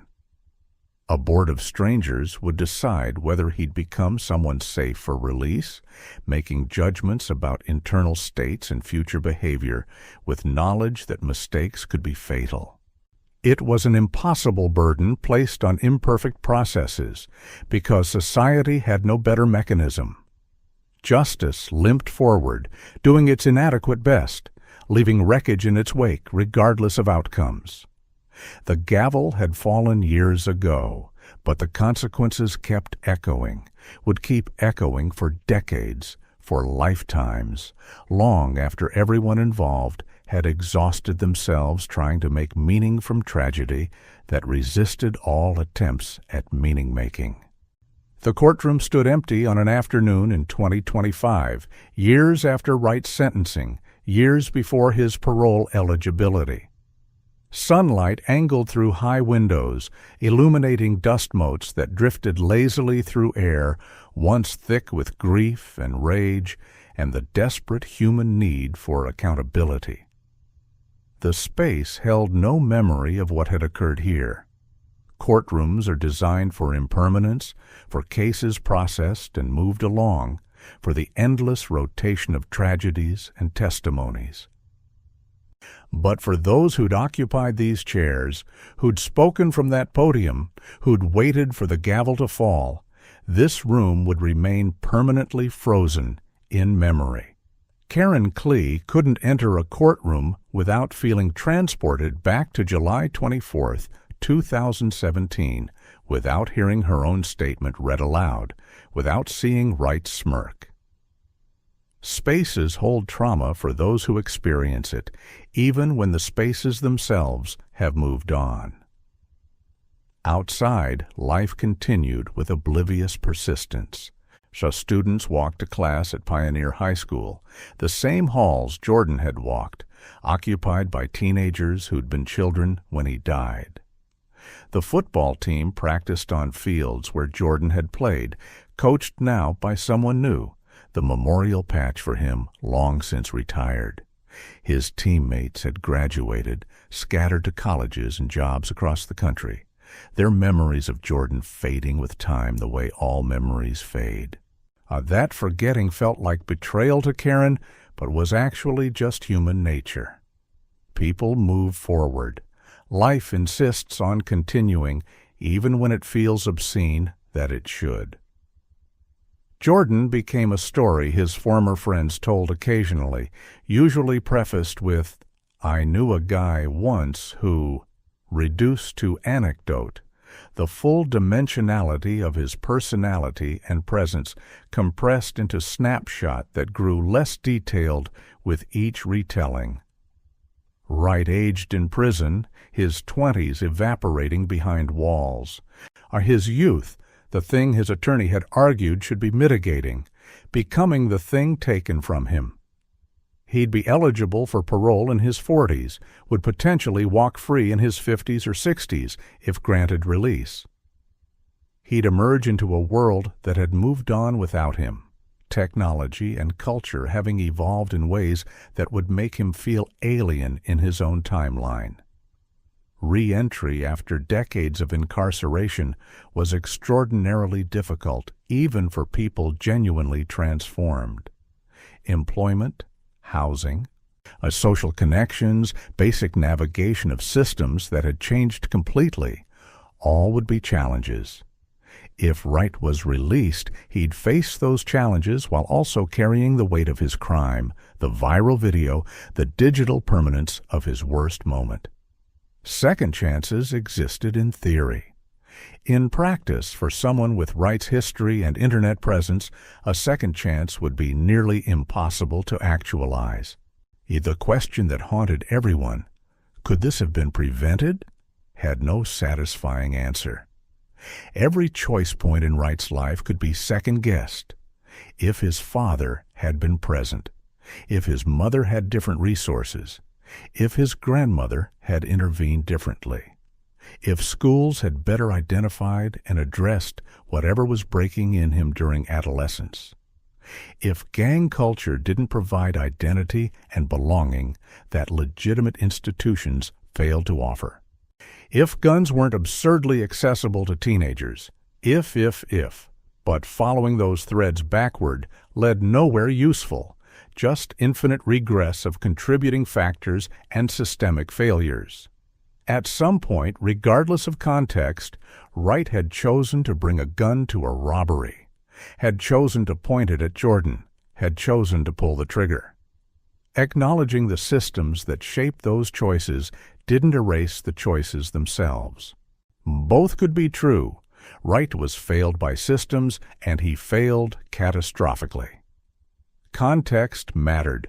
So did agency. Jordan remained dead through all of this, the only participant whose story had definitively ended. Everyone else, Karen, Wright, the accomplices, families, the justice system, continued forward, carrying consequences that would persist for decades. But Jordan was simply gone, his potential unrealized, his future stolen, and his existence reduced to memories that faded a little more each year. That was the fundamental injustice no sentence could address. Death is permanent. Everything else, grief, punishment, rehabilitation, parole, was just humans trying to create meaning and order in response to permanence they couldn't accept. The attempt mattered. The structures of justice and accountability served important purposes. But they couldn't resurrect the dead or restore what violence had destroyed. Karen visited Jordan's grave on a cold morning in March, the anniversary of nothing in particular, just another day in the endless succession of days without him. She brought flowers, sat on cold grass, talked to him about small things and large ones. She told him about work, about family, about the victim advocacy work she'd been doing, hoping it honored his memory by maybe preventing another mother from joining her in this unwanted club. She told him she still heard him scream in her dreams sometimes, that she still reached for him in that paralyzed dream state where her body wouldn't respond to her mind's commands. She told him she was trying to survive, trying to find moments of beauty amid the grief, trying to make a life that wasn't just an extended funeral for the one that ended October 4th, 2016. She didn't tell him about Wright's eventual parole hearing. I didn't burden his memory with the ongoing nightmare of his killer potentially walking free. That was her fight to wage when the time came. Her responsibility to ensure the parole board understood Jordan's loss remained fresh, regardless of years past. She'd be there would speak with the same raw grief she'd felt in 2017, would oppose release with every tool available. Whether it would matter depended on variables she couldn't control. Wright's prison record, psychological evaluations, political climate, parole board composition, factors beyond her influence. She'd do what she could and live with the outcome because she had no choice. Living with impossible things was her specialty now, her daily practice. The skill grief had taught her through brutal repetition. As she stood to leave, Karen looked one final time at the headstone that marked Jordan's resting place. Beloved son, it read, insufficient as all such inscriptions are, to no combination of words adequate to capture a whole person. She touched the cold marble briefly, an inadequate gesture of connection, then turned and walked back toward her car. Life awaited. Work tomorrow, therapy appointment Thursday, victim advocacy meeting next week. The routines that structured grief and gave it shape, that prevented it from swallowing her completely. Behind her, Jordan remained. Ahead, the future stretched uncertain and unwanted, but unavoidable. She'd survive it. One day at a time, sometimes 1 hour. That survival wouldn't bring Jordan back, wouldn't change what Wright had done, wouldn't make any of this fair or just or meaningful in ways that felt sufficient. But it was what she had, what they all had. The obligation to continue living in the aftermath of violence, carrying consequences none of them had chosen, trying to construct something bearable from rubble that resisted all construction. The gavel had fallen. Justice had been served inadequately. And the echo continued, would continue, long after everyone involved was gone, a reminder that some wounds never heal, some losses never diminish, some prices can never be repaid no matter how many years you serve or how completely you transform. The story doesn't end because there is no end, just ongoing consequences rippling forward through time, touching lives in ways both visible and invisible. Wright ages in prison. Karen ages in grief. Jordan remains forever 18, forever frozen, forever denied the future his killer might eventually claim. And somewhere, other teenagers are making choices that will echo for decades. Other families are moments away from tragedies they can't imagine. Other courtrooms are preparing to host dramas that will satisfy our appetite for justice while failing to heal the wounds violence creates. The cycle continues because we haven't figured out how to break it, because prevention is harder than punishment, because addressing root causes of violence requires sustained commitment to difficult work, while punishment provides immediate satisfaction.